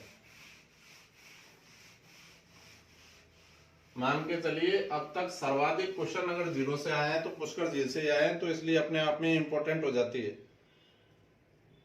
अगर हम धार्मिक दृष्टिकोण से देखें तो क्या क्या विशेषता है इसकी? तो जो वेद व्यास थे, वेद व्यास ने किसकी रचना की थी? महाभारत की रचना कौन सी झील के किनारे? पुष्कर झील के किनारे की थी। अच्छा क्वेश्चन है, आता है बार बार। तो वेद व्यास ने महाभारत की रचना पुष्कर झील के किनारे की थी। ठीक है, और कौन कौन से ऋषियों का? तो एक ऋषि है राजस्थान के भर्तहरि, उज्जैन के राजा थे वैसे, लेकिन इनका जो राजस्थान में कई जगह इनके मंदिर बने हुए हैं। तो भर्तृहरि ऋषि और कण्व ऋषि, इन दोनों के जो आश्रम है वो भी कौन सी झील के किनारे स्थित है? पुष्कर झील के किनारे स्थित है। और क्या इसका आध्यात्मिक दृष्टिकोण से क्या हो जाता है? तो जो आपने सुना होगा, एक ऋषि थे विश्वामित्र। विश्वामित्र जब तपस्या कर रहे थे तो एक स्वर्ग की अप्सरा थी मेनका। मेनका ने जो तपस्या भंग की थी विश्वामित्र की, तो विश्वामित्र कौन सी झील के किनारे तपस्या कर रहे थे भाई? तो पुष्कर झील के किनारे तपस्या कर रहे थे जब मेनका ने उनकी तपस्या भंग की थी। और क्या क्वेश्चन बन जाता है यहां से कि कौरव और पांडवों का मिलन हुआ था कौन सी झील के किनारे? पुष्कर झील के किनारे। तो आप देख पा रहे हैं कि आध्यात्मिक दृष्टि से कितनी महत्वपूर्ण झील है, कितनी बड़ी बड़ी ऐतिहासिक घटनाएं यहाँ पर हुई है, इसी वजह से इसका इतना महत्व है धार्मिक दृष्टिकोण से। इसके अलावा एक और सबसे महत्वपूर्ण क्वेश्चन कि साहब 1911 में जब मैडम मैरी यहाँ पर आई थी ब्रिटेन से, तो मैडम मैरी ने यहाँ पर एक घाट का निर्माण करवाया था जिसे उस समय महिला घाट या जनाना घाट, जनाना का मतलब महिला ही होता है, तो महिला घाट या जनाना घाट कहा जाता था। लेकिन वर्तमान में इसको क्या कहा जाता है? वर्तमान में गांधी घाट कहा जाता है इसे। ठीक है, इस झील का निर्माण भी किसके द्वारा? ज्वालामुखी द्वारा माना जाता है। मतलब ये ज्वालामुखी का जो क्रेटर होता है, ज्वालामुखी का छिद्र होता है उसे क्रेटर कहा जाता है। ज्वालामुखी के छिद्र पर, क्रेटर पर स्थित झील है। ये काल्डेरा झीलों की श्रेणी में आती है। काल्डेरा क्या होता है? ज्वालामुखी जब मृत हो जाता है, शांत हो जाता है, तो उसका जो क्रेटर है वो बंद हो जाता है। ऐसा क्रेटर होता है, ये क्रेटर का ये छिद्र बंद हो जाएगा और ये जो झील है, ये ज्वालामुखी का ये वाला छिद्र है, ये तो हो जाएगा बंद। और इसके ये वाले जो शेप है ज्वालामुखी की, इसमें पानी भर जाएगा, बरसाती जल भर जाएगा। इस शेप को तो कहा जाता है काल्डेरा, और इसमें जब पानी भर जाता है तो इस झील को कहा जाता है काल्डेरा लेक या काल्डेरा झील कहा जाता है। तो ये भी एक काल्डेरा झील मानी जाती है राजस्थान की। और क्या क्वेश्चन बन जाता है भाई यहां से? तो जो हमारे भगवान राम थे, इन्होंने, इनके पिता का नाम था दशरथ। दशरथ जी का जो पिंडदान किया था मृत्यु के बाद में, जब दशरथ की मृत्यु हुई और इसके बाद में जब ये वनवास से वापस आए, तो दशरथ का पिंडदान कौन सी झील पर किया था? इन्होंने पुष्कर झील पर किया था। तो देख पा रहे हैं आप, धार्मिक दृष्टिकोण अपने आप इसका बढ़ना ही है। फिर परीक्षा की दृष्टि से एक और महत्वपूर्ण घटना होती है यहाँ पर, अब इसको देखेंगे। पहली बात तो वापस एक बार देख लेते हैं कि वेद व्यास के द्वारा महाभारत की रचना कौन सी झील के किनारे? पुष्कर झील के किनारे की गई थी भाई। फिर पूछ ले जाए भर्तृहरि और कर्ण ऋषि का आश्रम कौन सी झील के किनारे है? वही पुष्कर झील के किनारे। विश्वामित्र की तपस्या भंग की थी मेनका ने कौन सी झील के किनारे? पुष्कर झील के किनारे। कौरव और पांडवों का मिलन हुआ था कौन सी झील के किनारे? पुष्कर झील के किनारे। 1911 में मैडम मैरी जब आई थी यहाँ पर, तो उन्होंने कौन से घाट का महिला घाट या जनाना घाट का निर्माण कराया, जिसे वर्तमान में क्या कहा जाता है? गांधी घाट के नाम से जाना जाता है। किस प्रकार की झील मानी जाती है? ज्वालामुखी निर्मित झील मानी जाती है या काल्डेरा झील मानी जाती है। और भगवान राम ने दशरथ जी का जो पिंडदान किया था वो भी कहां पर किया था? पुष्कर झील में ही किया था। तो ये क्वेश्चन यहां से बन जा रहा है। और क्या विशेषताएं हैं इसकी? तो देखो 1997-98 में कौन से देश के आर्थिक सहयोग से? कनाडा। कनाडा के किस प्रकार के आर्थिक सहयोग? कनाडा के आर्थिक सहयोग से क्या प्रारंभ किया गया? कनाडा के आर्थिक सहयोग से यहां पर सफाई प्रारंभ की गई झील की। तो ये चीज भी याद रखनी है। और पूरे राजस्थान का सबसे रंगीन मेला, जिसे पुष्कर मेला कहा जाता है। कब? कार्तिक पूर्णिमा के दिन। कौन सी झील के किनारे? पुष्कर झील के किनारे बढ़ता है। इसका अपना बहुत बड़ा धार्मिक महत्व है, तो ये चीज भी आप लोगों को यहाँ पर याद रखना है। और पुष्कर मेले में सर्वाधिक कौन से पर्यटक? विदेशी पर्यटक आते हैं। और किस चीज के लिए जाना जाता है भाई ये पुष्कर का मेला? तो पुष्कर का मेला सर्वाधिक विदेशी पर्यटक तो आते ही हैं, सर्वाधिक इसमें अगर किसी जानवर की बिक्री होती है तो ऊंट की बिक्री के लिए भी जाना जाता है। तो बहुत सारी विशेषताएं हो जाती है पुष्कर की। 1997-98 में कनाडा के आर्थिक सहयोग से पुष्कर झील की सफाई का कार्य किया गया। पुष्कर झील के किनारे रंगीन मेला भरता है, जिसे पुष्कर मेला कहा जाता है। और कब भरता है? कार्तिक पूर्णिमा को यह मेला भरता है। साल का सबसे बड़ा मेला होता है और राजस्थान का ऐसा मेला जिसमें सर्वाधिक कौन से पर्यटक? विदेशी पर्यटक यहाँ पर जो है आते हैं। और कौन सा जानवर सबसे ज्यादा बेचा जाता है? इसका व्यापार होता है यहाँ पर, खरीदा बेचा जाता है, तो ऊंट के व्यापार के लिए प्रसिद्ध है। तो ये सारी की सारी चीजें हो जाती है कौन सी झील से? पुष्कर झील से। और आगे अगर हम बढ़ेंगे, कौन सी झील की तरफ बढ़ जाएंगे इसके बाद में, तो 13वें या 14वें नंबर पर आ जाएगी नक्की झील। नक्की झील ये भी वेरी वेरी इंपॉर्टेंट है। कहां पर है? माउंट आबू। और माउंट आबू किस जिले में है? सिरोही में है भाई। तो ये रहा सिरोही और ये रहा माउंट आबू। माउंट आबू में यहां पर स्थित है नक्की झील। जहां जहां पर भी मैंने पेन से ब्लैक गोला बनाया गया है, अब जो ब्लैक गोले बनाए हैं इसका मतलब ये सारी कौन सी झील है? काले पानी जो है स्वच्छ पानी की झील है, मीठे पानी की झील है। नक्की झील की विशेषताओं की अगर अपन बात करते हैं तो नक्की झील की क्या क्या विशेषताएं हो जाएगी? एक तो ये कौन से पर्वत पर? माउंट आबू पर्वत पर स्थित है, ठीक है। और क्या विशेषता हो जाती है भाई? राजस्थान की सर्वाधिक ऊंचाई पर स्थित झील हो जाएगी। तो सबसे ऊंचाई पर, पहाड़ों के ऊपर जाकर, पहाड़ों के बीच में, तो सर्वाधिक ऊंचाई पर स्थित झील है।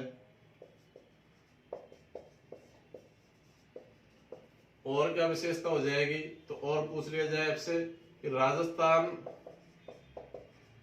की सबसे गहरी झील भी है, ठीक है। और क्या क्वेश्चन यहां से बन जाता है? तो माना जाता है अगर हम धार्मिक आधार पर देखा जाए तो इसका निर्माण, नक्की झील का निर्माण किसके द्वारा? देवताओं के नखों, नख मतलब नाखूनों द्वारा, नाखूनों से देवताओं ने खोदकर इसका निर्माण किया था, इसलिए इसका नाम ही क्या है? नक्की झील पड़ गया है भाई यहाँ पर। और क्या विशेषता हो जाती है इसकी? तो और इसकी विशेषता हो जाएगी, यहाँ पर विभिन्न प्रकार की आकृतियां पाई जाती है पत्थरों की। तो पत्थरों की विभिन्न प्रकार की आकृतियां पाई जाती है, जैसे मेंढक के समान एक पत्थर की आकृति, इसलिए इसे टॉड रॉक कहा जाता है। मोर के समान एक आकृति है इसलिए उसको, तोते के समान एक आकृति है इसलिए उसको बोला जाता है पैरट रॉक। अलग अलग एक स्त्री के समान आकृति है इसलिए उसे नन रॉक भी कहा जाता है, नन रॉक। ये अलग अलग पत्थर जिनकी आकृतियां हैं, तो ये नन रॉक भी कहां पर है? यहाँ पर स्थित है। तो ये भी इसकी विशेषता हो जाएगी।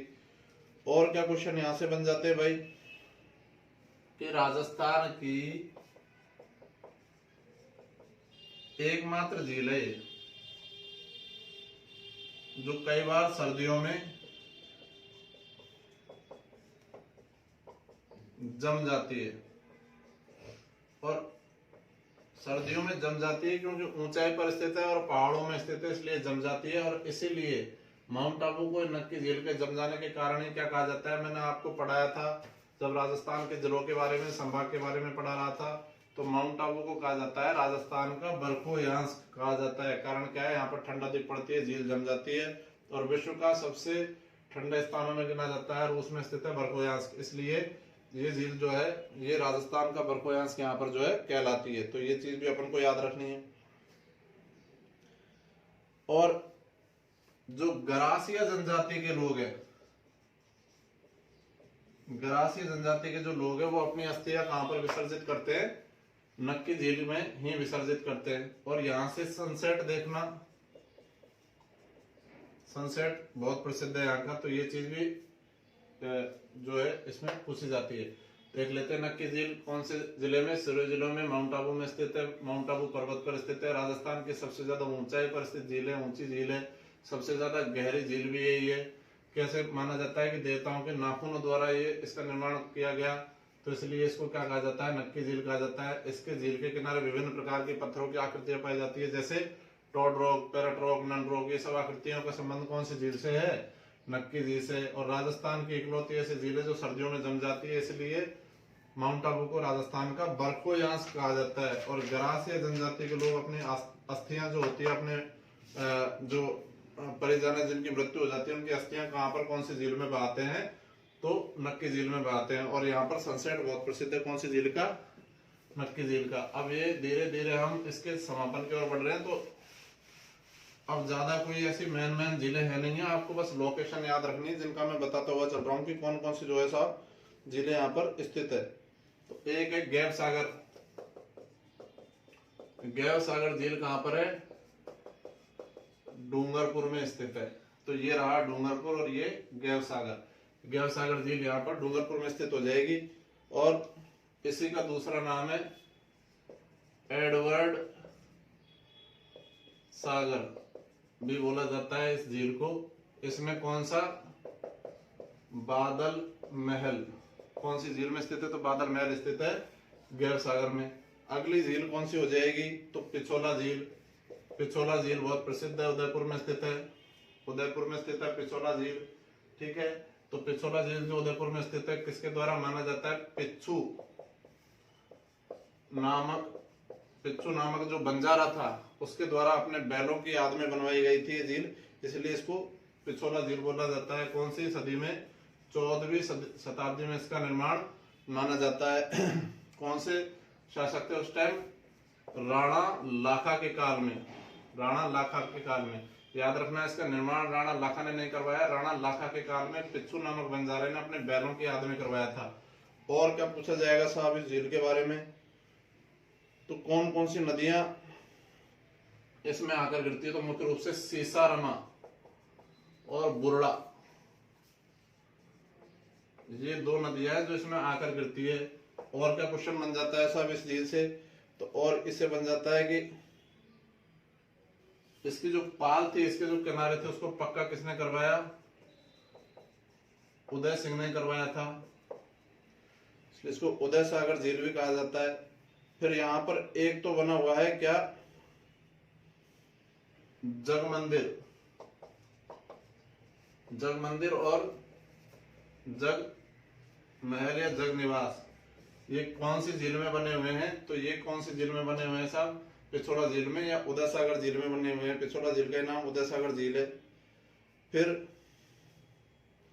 जो खुर्रम था,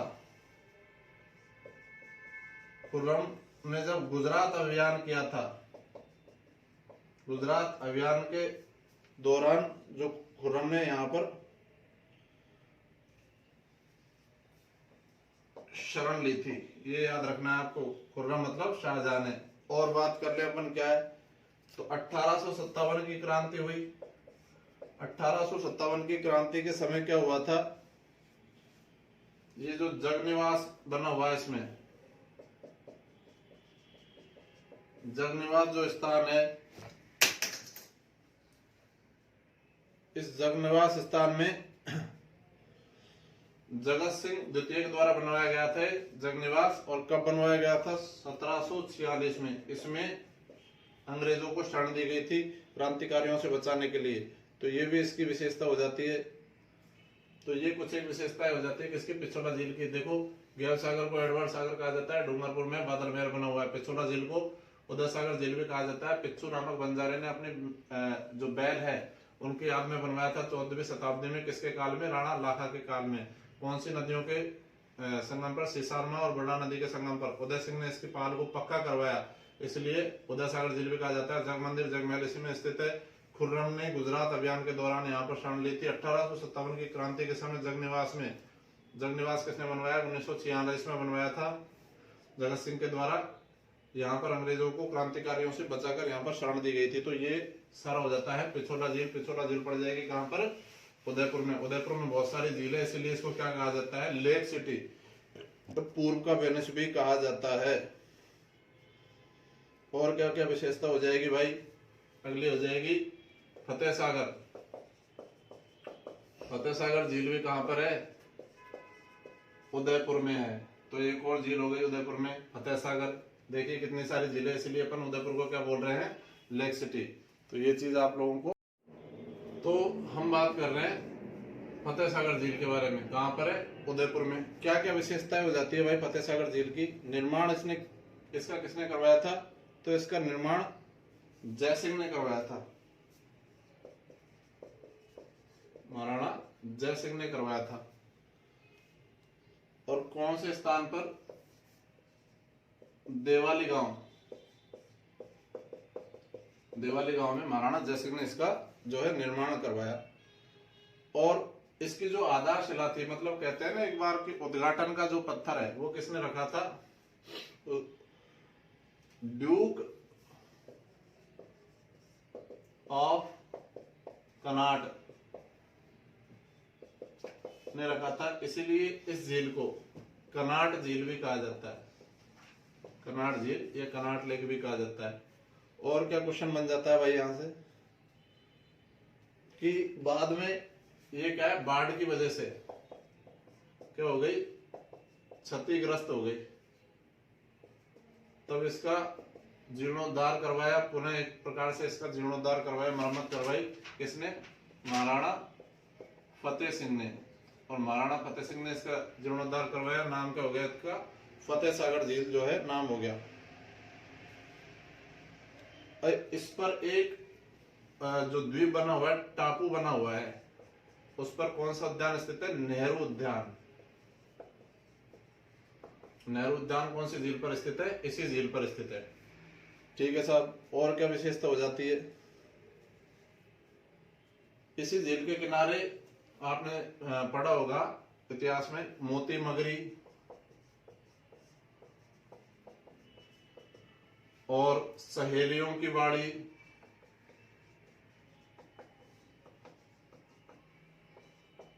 कौन सी झील के किनारे स्थित है? फतेह सागर झील के किनारे यहां पर स्थित है। और क्या विशेषता हो जाएगी? तो देखिए यहां पर एक सौर वेधशाला, मतलब एक प्रकार से एक आधुनिक दूरबीन लगाई गई है जो सुदूर अंतरिक्ष में जो है गहन अध्ययन के लिए उसको यहाँ पर स्थापित किया गया है। तो सौर वेधशाला राजस्थान की एकमात्र झील जिसमें सौर वेधशाला स्थापित की गई है, कौन सी हो जाएगी? तो फतेह सागर झील में इसका जो है स्थापना किया गया है। एक प्रकार से क्या है? टेलीस्कोप है जो गहरे अंतरिक्ष में देखने के लिए, जैसे गैलेक्सी वगैरह को देखने के लिए, ग्रहों को देखने के लिए काम आता है। तो फतेह सागर झील का निर्माण, फतेह सागर झील कहाँ पर है? उदयपुर में। किसके द्वारा करवाया गया था? प्रारंभिक तौर पर जयसिंह के द्वारा, देवाली गांव में। ड्यूक ऑफ कनाट के द्वारा इसकी आधारशिला रखी गई, इसलिए इसको क्या कहा जाता है? कनाट झील कहा जाता है। बाढ़ में हो गई क्षतिग्रस्त, इसका वापस से जीर्णोद्धार करवाया फतेह सिंह ने, इसलिए नाम क्या हो गया? फतेह सागर हो गया। और इस पर एक टापू जिसे नेहरू उद्यान कहा जाता है, और मोती मगरी और सहेलियों की बाड़ी इसी झील के किनारे स्थित है। ये जो नेहरू उद्यान है ना, उसी पर ये कौन सी वेधशाला? सौर वेधशाला बनी हुई है, मतलब टेलीस्कोप बना हुआ है। कौन सी झील के अंदर? फतेह सागर झील के जो है अंदर में बना हुआ है। तो ये चीज हमको याद रखनी हो गई फतेह सागर झील। और कौन सी झील हो जाती है? देखिए लगभग आपके अधिकांश जो महत्वपूर्ण झीलें हैं वो हो चुकी है, फिर भी और देख लेते हैं अपन कुछ एक झीलें अगर रह गई है। तो उदयपुर में एक और झील है, नाम है स्वरूप सागर। ये भी कहां पर है? उदयपुर में। तो देखिए बहुत सारी इंपॉर्टेंट झीलें कहां पर है? उदयपुर में, इसीलिए इसको क्या कह देते हैं? Lake city. तो पिछोला झील जो है ना, पिछोला झील को कौन सी झील से? फतेह सागर झील से जोड़ती है। मान के चलिए ये पिछोला झील है और ये है फतेह सागर झील, ये पिछोला झील है, और इनको जो झील जोड़ती है ये कौन सी झील हो जाएगी? स्वरूप सागर। तो पिछोला झील को फतेह सागर झील से जोड़ने वाली जो झील का नाम है वो कौन सी है? स्वरूप सागर झील है। ठीक है, ये इसकी विशेषता हो जाती है यहाँ पर। और कौन सी झील हो जाएगी? तो एक झील है मोती झील। मोती झील ये कहां पर है? ये पड़ेगी भरतपुर में। मोती झील भरतपुर में स्थित है, मतलब यहां पर स्थित है। देखते हैं मोती झील में क्या क्या विशेषता हो जाएगी। तो कौन सी नदी के जल को रोककर, एक नदी है, स्थानीय नदी है, लोकल नदी है, नाम है रूपारेल। रूपारेल नदी के जल को रोककर इसका निर्माण किया गया। कौन सी झील का? मोती झील का। और इस झील का उपनाम क्या है? भरतपुर की लाइफ लाइन कहा जाता है इसे। क्यों ऐसा? इसलिए क्योंकि भरतपुर जो शहर है उसको पानी की जो सप्लाई की जाती है कौन सी झील के द्वारा की जाती है? मोती झील के द्वारा की जाती है, इसलिए मोती झील को भरतपुर की लाइफ लाइन कहते हैं। और क्या विशेषता हो जाएगी भाई? तो यहाँ पर एक विशेष प्रकार का नील हरित शैवाल भी पाया जाता है। तो विशेष प्रकार के नील हरित शैवाल का संबंध राजस्थान के किस झील से? मोती झील से। वापस देख लीजिए, मोती झील भरतपुर में स्थित है। कौन सी नदी के जल को रोककर? रूपारेल नदी के जल को रोककर। और भरतपुर की लाइफ लाइन या भरतपुर की जीवन रेखा कौन सी झील को कहा जाता है? तो मोती झील को कहा जाता है। यहाँ पर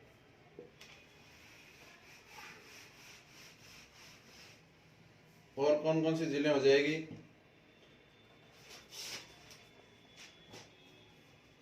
एक है तालाब ए शाही, यह तालाब शाही भी लिखा हुआ है कई किताबों में। कहां पर है ये? धौलपुर। तालाब शाही धौलपुर में, मतलब यहां पर हो जाएगा।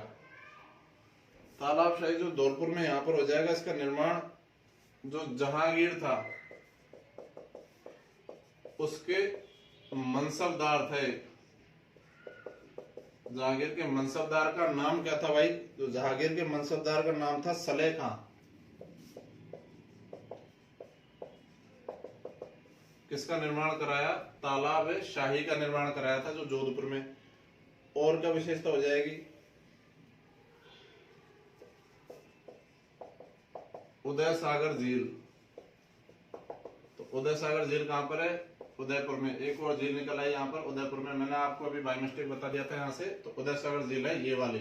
उदय सागर झील उदयपुर में स्थित है। वेरी वेरी इंपॉर्टेंट एक क्वेश्चन है और बार बार रिपीट होता है उदय सागर झील के बारे में। देखो ये तो है उदय सागर झील, एक नदी है जो इसमें आती है, ठीक है, और एक नदी है जो इससे निकलती है। एक ही नदी है लेकिन जब इसमें आती है तो क्या कहलाती है? आयड़ कहलाती है। आयड़ नदी आएगी कहां पर? उदय सागर झील में। और जब उदय सागर झील पूरी तरह से भर जाएगी तो ये नदी इससे आगे बढ़ जाएगी, निकल जाएगी। लेकिन जब ये निकलती है तो इसका नाम बदल जाता है। आई थी तो आयड़ थी और निकली है तो बेडच है।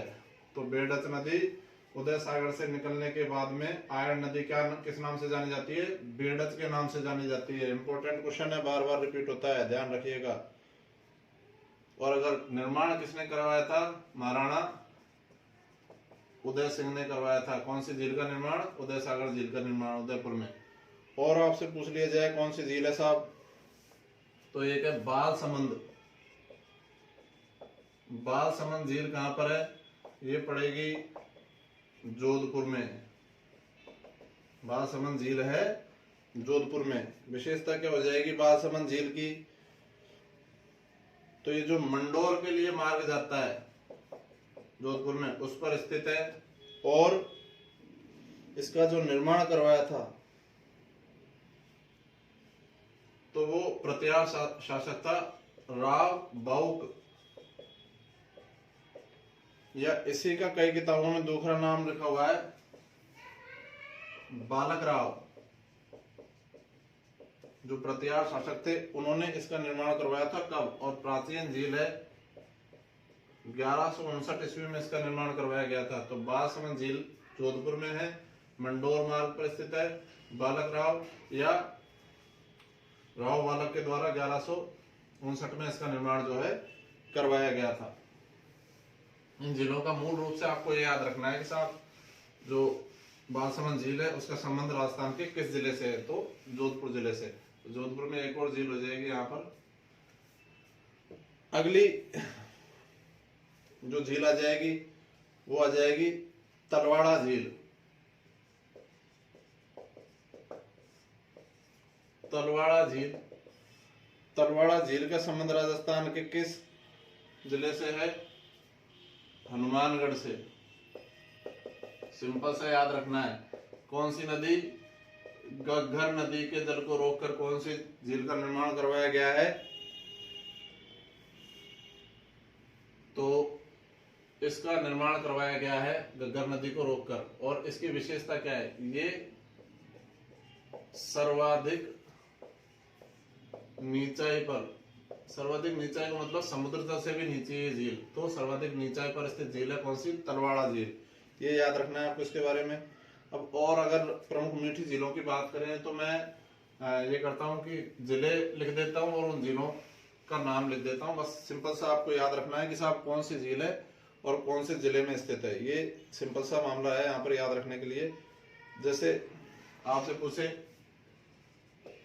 अमर सागर झील, अमर सागर झील कहाँ पर पड़ेगी? जैसलमेर में पड़ेगी। अमर सागर झील का संबंध किस जिले से है? जैसलमेर से। और आपसे पूछ लिया जाए और कौन सी झील है जैसलमेर में, तो गढ़ीसर, या कई किताबों में इसको लिखा हुआ है गढ़सीसर। गढ़ीसर या गढ़सीसर, ये भी कहां पर है? जैसलमेर में। इसके लिए क्वेश्चन आता है कौन सी झील के किनारे बहुत सारी छतरियां, बहुत सारे स्मारक बने हुए हैं? गढ़ीसर झील के किनारे बने हुए हैं। फिर एक झील आ जाती है कौन सी? बुद्ध झील। बुद्ध झील ये भी कहां पर है? जैसलमेर में। क्या विशेषता है?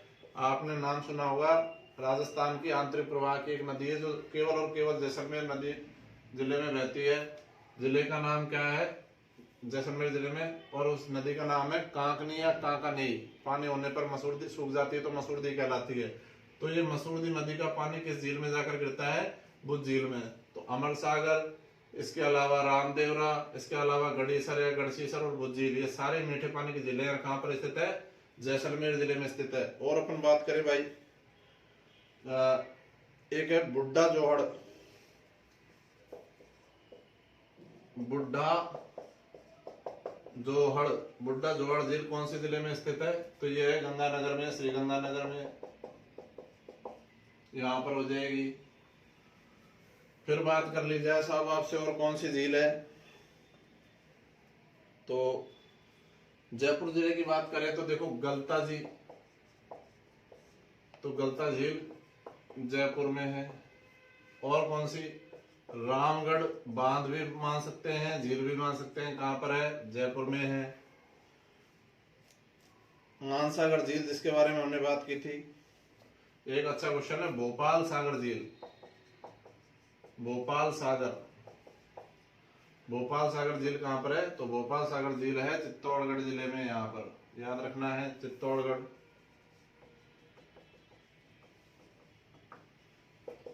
और कौन सी झील हो जाएगी भाई?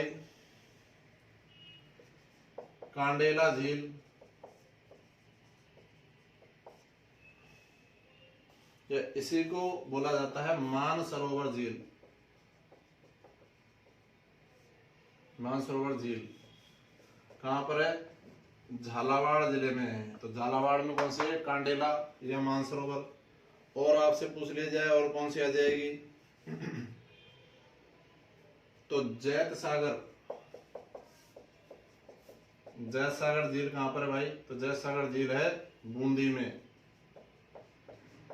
इनको केवल आपको झील का नाम और जिले, संबंधित जिला इसका याद रखना है।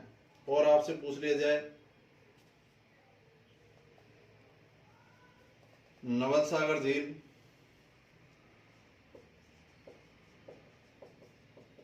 ये भी कहां पर है? बूंदी में। और पूछ लिया जाए आपसे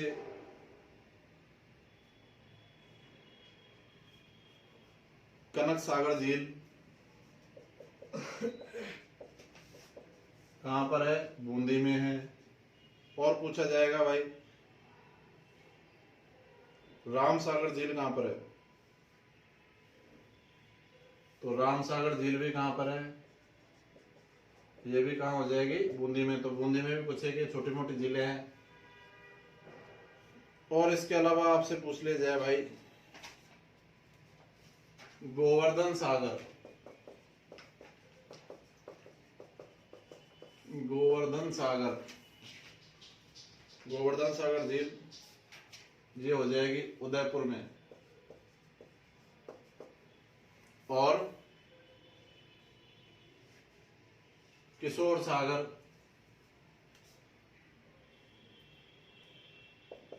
किशोर सागर, किशोर सागर झील बात करें कहां पर हो जाएगी? कोटा में हो जाएगी। और एक इंपॉर्टेंट झील और है, बोल दिया चोपड़ा झील। चोपड़ा झील है पाली जिले में। तो कुल मिलाकर हमने 30, 40, 50 तो देख ली कौन सी मीठे पानी की झीलें, और 15-20 देख ली हमने खारे पानी की झीलें। मतलब कुल मिलाकर हम मान सकते हैं कि 60-70 झीलें हो जाती है। इसका मतलब ये है कि लगभग राजस्थान की सभी महत्वपूर्ण झीलें यहाँ पर हो जाती है। तो याद रखना है आप लोगों को। मैं नक्शे पे एक बार आपको बोल देता हूँ सारी झीलों को, ताकि आपको आसानी रहेगी कौन कौन सी झील कहाँ पर है। और इसी के साथ में आपका टॉपिक भी कंप्लीट हो जाएगा। बोल देता हूँ वापस। आपसे बात करें गोवर्धन सागर झील कहाँ पर है? ये रही उदयपुर सागर में, उदयपुर में। फिर आपसे पूछ लिया अमर सागर झील कहाँ पर है? ये रही जैसलमेर में। आपसे पूछ लिया गढ़ीसर या गढ़सीसर झील कहाँ पर है? ये भी कहाँ पर है? जैसलमेर में। आपसे पूछ लिया बुद्ध झील, जिसमें कौन सी नदी? मसूड़दी नदी या काकानेर नदी गिरती है, कहाँ पर है? जैसलमेर में। आपसे पूछ लिया चोपड़ा झील कहाँ पर है? तो चोपड़ा झील कहाँ पर है? पाली में। आपसे पूछ लिया किशोर सागर कहाँ पर है? किशोर सागर है कोटा में, ये कोटा रहा। इसके बाद में बुड्ढा जोड़ है कहाँ पर? तो गंगानगर में, ये गंगानगर में बुड्ढा जोड़ है। इसके बाद में गलता जी है, गलता जी कहाँ पर? जयपुर जिले में। रामगढ़ झील, रामगढ़ झील भी कहाँ पर पड़ती है? जयपुर में पड़ती है। इसके बाद में भोपाल सागर, भोपाल सागर का संबंध कौन से जिले से है? चित्तौड़गढ़ जिले से। इसके बाद काडेला झील या मानसरोवर झील झालावाड़ में स्थित है। इसके बाद जैत सागर झील बूंदी में, ये बूंदी में। नवल सागर झील भी कहाँ पर है? बूंदी में। कनक सागर झील भी कहाँ पर है? बूंदी में। और राम सागर झील भी कहाँ पर है? बूंदी में। और कौन सी झील की बात करेंगे अपन के साथ? कौन कौन सी झीलें अपन ने यहाँ पर देख ली थी? तो जयसमंद झील कहाँ पर है? उदयपुर में। इसके बाद अपन ने बात की राजसमंद झील कहाँ पर है? राजसमंद में। फिर बात की नंदसमंद झील कहाँ पर है? नंदसमंद झील राजसमंद में ही है। इसके बाद में और पूछ लिया अपन ने कौन सी बड़ी झील? तो कायलाना झील, कायलाना झील कहाँ पर है? जोधपुर में है। इसके बाद में अपन ने बात की सिलिसेट झील अलवर जिले में है। और कौन सी झील आ गई थी भाई? तो हमने बात की कोलाया झील, कोलाया झील बीकानेर में है। और कौन सी झील है? तो गजनेर झील, पानी का बिल्कुल साफ दर्पण के समान प्रतीत होता है, कहाँ पर है? बीकानेर में। इसके बाद में अपन ने बात की थी आना सागर झील, अर्णोराज ने बनवाई थी, कहाँ पर? अजमेर में। इसके बाद में और कौन सी झील हो गई थी साहब? फाय सागर झील, तो इंजीनियर फाय ने बनवाई थी, कहाँ पर? ये भी अजमेर में। इसके बाद में अपन ने बात की कौन सी? मानसागर झील, मानसागर झील में विश्व झील सम्मेलन हुआ था, कहाँ पर? जयपुर में। जलमहल यहीं पर स्थित है। इसके अलावा और पूछा कौन सा? रामगढ़ झील कौन सी? 12 में उल्का पास से निर्मित झील थी, यहाँ 12 में। और कौन सी झील हो गई? तो रामदेवरा, रामदेवरा झील कहाँ पर है? तो रामदेवरा झील हो जाएगी जैसलमेर में। और कौन सी झील? पुष्कर झील, काफी कुछ बात की थी, पुष्कर झील है अजमेर में। इसके बाद और कौन सी झील के बारे में अपन ने बात की यहाँ पर? तो नक्की झील, नक्की झील हो जाएगी सिरोही माउंट आबू में। और कौन सी झील आ गई थी इसके बाद में? तो गैर सागर, गैर सागर झील की बात की अपन ने डूंगरपुर में, ठीक है। और कौन सी झील? पिछोला झील, पिछोला झील वापस हो गई कहाँ पर? उदयपुर में। इसके बाद में और बात करेंगे अपन कौन सी झील हो गई भाई? पिछोला झील के बाद में फतेह सागर झील, तो यहाँ पर वैधशाला लगी हुई है, ये भी कहाँ पर है? उदयपुर में। और पिछोला झील और फतेह सागर झील को जोड़ने के लिए जो एक सक्रिय झील बनाई गई है उसका नाम है स्वरूप सागर, स्वरूप सागर झील भी कहाँ पर हो जाएगी? उदयपुर में। और कौन सी झील हो जाएगी? मोती झील, मोती झील कहाँ पर है? तो मोती झील है यहाँ पर भरतपुर में। इसको भरतपुर की लाइफलाइन बोला जाता है। और कौन सी झील हो गई थी भाई? तालाब शाही। तालाब शाही या तालाब शाही ये कहाँ पर है? जोधपुर, धौलपुर में। अंतिम कुछ एक झीलें हो जाएगी, जैसे उदय सागर झील। उदय सागर झील कहाँ पर है? उदय सागर झील हो जाएगी उदयपुर में, नाम से पता लग रहा है, उदय सिंह जी ने बनवाई थी यहाँ पर। इसके बाद में बालसमंद। बालसमंद झील कहाँ पर हो गई थी? जोधपुर में अपन ने बात की, बालसमंद झील हो गई। इसके बाद में बात की तलवाड़ा झील। तलवाड़ा झील कहाँ पर है? घग्गर नदी को रोककर बनाई गई है, हनुमानगढ़ में है। इसके बाद में अपन ने बात कर ली साहब, और झीलें कौन कौन सी हो गई थी? अमर सागर झील, गड़ीसर झील और भुज झील। ये सारी झीलें मैंने अभी बोली आपको कहाँ पर है? जैसलमेर में। तो इस प्रकार हम यहाँ पर देख पा रहे हैं कि लगभग हमने 60-70 झीलें यहाँ देख पढ़ ली, सुन ली। मैं इतना आश्वासन आपको दे सकता हूँ, आपने अगर ठीक से इन झीलों को पढ़ा समझा होगा तो उसके बाहर एक भी क्वेश्चन नहीं जाएगा आपका झील का। आपको इसके अलावा पढ़ने की आवश्यकता है ही नहीं। परीक्षाओं में हुए 4-5 क्वेश्चन है, वो मैं आपको बोल देता हूं ताकि आपको थोड़ा सा आसानी हो जाए इसमें। तो आपसे पूछ लिया जाए कि साहब लेक पैलेस उदयपुर किस झील पर समूचे द्वीप से आच्छादित है? तो लेक पैलेस कहां पर है? तो लेक पैलेस है पिछोला झील पर स्थित है। ये आया टीचर ग्रेड 3 में 2013 की परीक्षा में। राजस्थान में मीठे पानी की सबसे बड़ी कृत्रिम झील कौन सी है? क्वेश्चन पूछा गया है आपका, ये भी 3rd ग्रेड में 2013 में पूछा गया है। कहां पर है? तो जैसलमेर झील के बारे में मैंने बताया था कि ये मीठे पानी की सबसे बड़ी कृत्रिम झील है राजस्थान की, और भारत की दूसरी सबसे बड़ी खारी झील है। और क्वेश्चन क्या आया है साहब आपका कि साहब राजस्थान की किस झील पर नटनी का चबूतरा बना हुआ है? मैंने आपको बताया था नटनी का चबूतरा बना हुआ है पिछोला झील पर। तो नटनी का चबूतरा बना हुआ है यहाँ पर पिछोला झील पर, ये भी याद रखना है। फिर आपसे पूछ लिया कि साहब डिडवाना, सांभर, जयसमंद और पचपदरा इनमें से कौन सी एक खारे पानी की झील नहीं है? अच्छा क्वेश्चन है, बताने का प्रयास कीजिए। डिडवाना, सांभर, जयसमंद और पचपदरा कौन सी खारे पानी की झील नहीं है? तो डिडवाना नागौर में है, खारे पानी की झील है। पचपदरा बाड़मेर में है, खारे पानी की झील है। सांभर खारे पानी की झील है, जयपुर में और नागौर और अजमेर में स्थित है। लेकिन जयसमंद झील है उदयपुर में, और ये मीठे पानी की झील है। तो ये हो जाएगा इसका सही आंसर। अगला कौन सा हो जाएगा साहब? 14वीं शताब्दी में किस झील का निर्माण करवाया गया था? तो 14वीं शताब्दी में निर्माण कराया गया था कौन सी झील का? नक्की झील का निर्माण यहाँ पर 14वीं शताब्दी में करवाया गया था, माउंट आबू सिरोही में। अब फिर आपसे पूछा जाए कि सांभर झील का निर्माता कौन था? मैंने आपको बताया था सांभर झील का निर्माता था वासुदेव चौहान। बिजोलिया शिलालेख में इसके प्रमाण मिलते हैं। सिलिसेट झील किस जिले में स्थित है? पूछा गया है ये क्वेश्चन आपका कौन सा? फॉरेस्ट गार्ड में। तो सिलिसेट झील कौन से जिले में स्थित है? अलवर जिले में स्थित हो जाएगी। इसके बाद में आपसे पूछा है साहब कि भारत के किस राज्य में आपको सबसे बड़ी कृत्रिम झील मिलेगी जिसे ढेबर झील कहा जाता है? राजस्थान। और किस जिले में मिलेगी आपको भाई? तो उदयपुर जिले में। ढेबर झील का ही दूसरा नाम अपन ने बात की थी जयसमंद झील, राजस्थान की सबसे बड़ी कृत्रिम झील हो जाएगी। फिर सिलिसेट अजमेर में है, नक्की माउंट आबू में है, आना सागर उदयपुर में है और राजसमंद नाथद्वारा में। बताइए इसमें से कौन सा गलत है? वापस एक बार आप लोगों के लिए क्वेश्चन रिपीट कर देता हूं, आंसर देने का प्रयास कीजिए। सिलिसेट झील अजमेर में है, क्या ये सही है? क्या नहीं है सही। सिलिसेट झील कहां पर है? अलवर में। नक्की झील माउंट आबू में, ये आंसर इसका सही है। आना सागर झील कहां पर है? उदयपुर, गलत दे रखा है। ये कहां पर है? अजमेर में। और राजसमंद झील कहां पर है? तो राजसमंद झील कांकरोली में है, ना कि नाथद्वारा में है। अगला है पचपदरा झील कौन से जिले में स्थित है? मैंने बताया था पचपदरा झील कहां पर है? बाड़मेर में। राजस्थान की सबसे, और राजस्थान का पूरे भारत की सबसे खारी झील है। ये क्वेश्चन आपका पूछा गया है सेकंड ग्रेड टीचर एग्जाम 2013 में। अगला क्वेश्चन आपका पूछा है गलता झील किस जिले में स्थित है? थोड़ी देर पहले बताया आपको गलता झील कौन से जिले में स्थित है? जयपुर जिले में स्थित है।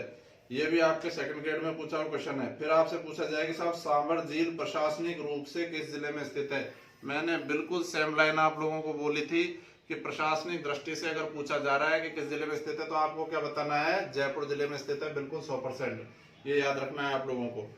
और लास्ट में हम आपसे बात ये पूछ लेता हूं आप लोगों को कि राजस्थान की किस झील का क्षेत्र समुद्र तल से नीचा है? तो एक तो मैंने आपको बताई थी तलवाड़ा झील, और एक और झील है जिसका जो समुद्र तल से भी नीचा क्षेत्र है उसका नाम भी क्या है, सांबर झील। तो जो सांबर झील है इसका जो क्षेत्र है वो भी समुद्र तल से नीचा है, इस चीज को आपको याद रखना है। और कुछ एक क्वेश्चन इसमें बच जाते हैं, लेकिन कमोबेश वही क्वेश्चन है, कौन सी झील में क्यारी पद्धति से नमक बनाया जाता है। मैंने आप लोगों को बताया था क्यारी पद्धति से मतलब क्यारियों के रूप में, मैंने एज इट इज बोला था कौन सी झील में, तो सांबर झील में क्यारियां बनाकर नमक बनाया जाता है। तो इसका आंसर हो जाएगा क्यारी, 3rd ग्रेड में आया हुआ है। इसके बाद आपसे प्यारी नामक टापू किस झील में स्थित है। मैंने बोला प्यारी और बाबा का भागड़ा 2 टापू बोले थे, टोटल मिलाकर 7 टापू हैं, जिनमें से जो सबसे छोटा टापू है उसको बोला जाता है प्यारी, और जो सबसे बड़ा टापू है उसको बोला जाता है बाबा का भागड़ा। ये दोनों के दोनों जो टापू है वो कौन सी झील में स्थित है, तो जयसमंद झील में स्थित है। अगला क्वेश्चन हो जाएगा भाई आपका, राजस्थान की कौन सी झील सबसे पवित्र झील है। तो सबसे पवित्र झील माना जाता है पुष्कर झील को। कोलायत झील किस जिले में स्थित है, यह आया हुआ है आपके सब इंस्पेक्टर में और 2nd ग्रेड दोनों में रिपीट हुआ क्वेश्चन है। तो कोलायत झील है बीकानेर जिले में। अगला आपसे पूछ ले जाए, कौन सी झील नील हरे शैवाल से युक्त घास प्राप्त होती है, खाद प्राप्त होती है। तो मोती झील मैंने आप लोगों को बताया था, इससे नील हरे शैवाल प्राप्त होता है। राजसमंद झील का निर्माण महाराजा राज सिंह ने कब करवाया था, बताया था मैंने आपको 1685 से लेकर 91 के बीच में करवाया था। और क्वेश्चन आ जाता है कौन सा है, नमक उत्पादन के लिए प्रसिद्ध रही रेवासा झील किस जिले में। रेवासा झील के बारे में मैंने प्रारंभिक तौर पर ही बताया था आपको। रेवासा झील कौन से जिले में है, सीकर जिले में, शुरू में बता चुका हूं आप लोगों को। और लास्ट क्वेश्चन है आज के लिए, 1997-98 में पुष्कर झील में जमी मिट्टी को निकालकर गहरा करने का कार्यक्रम पुष्कर समन्वित विकास परियोजना के अंतर्गत किस देश के आर्थिक सहयोग से किया गया। तो मैंने आपको बताया था 1997-98 में कनाडा के आर्थिक सहयोग से पुष्कर झील की सफाई का कार्यक्रम जो है चलाया गया था। तो आप लोगों को ये चीज याद रखनी है। लगभग सभी परीक्षाओं में आए क्वेश्चन झीलों से संबंधित मैंने आपको बता दिए, और जो नहीं भी बताए हैं मैंने जितना पढ़ा दिया है पर्याप्त है। इसके बाद आपका झीलों से संबंधित क्वेश्चन नहीं जाएगा, तो इसको आप बराबर से पढ़ते रहिए। आपका झीलों से संबंधित क्वेश्चन यहीं से ही आएगा 100%।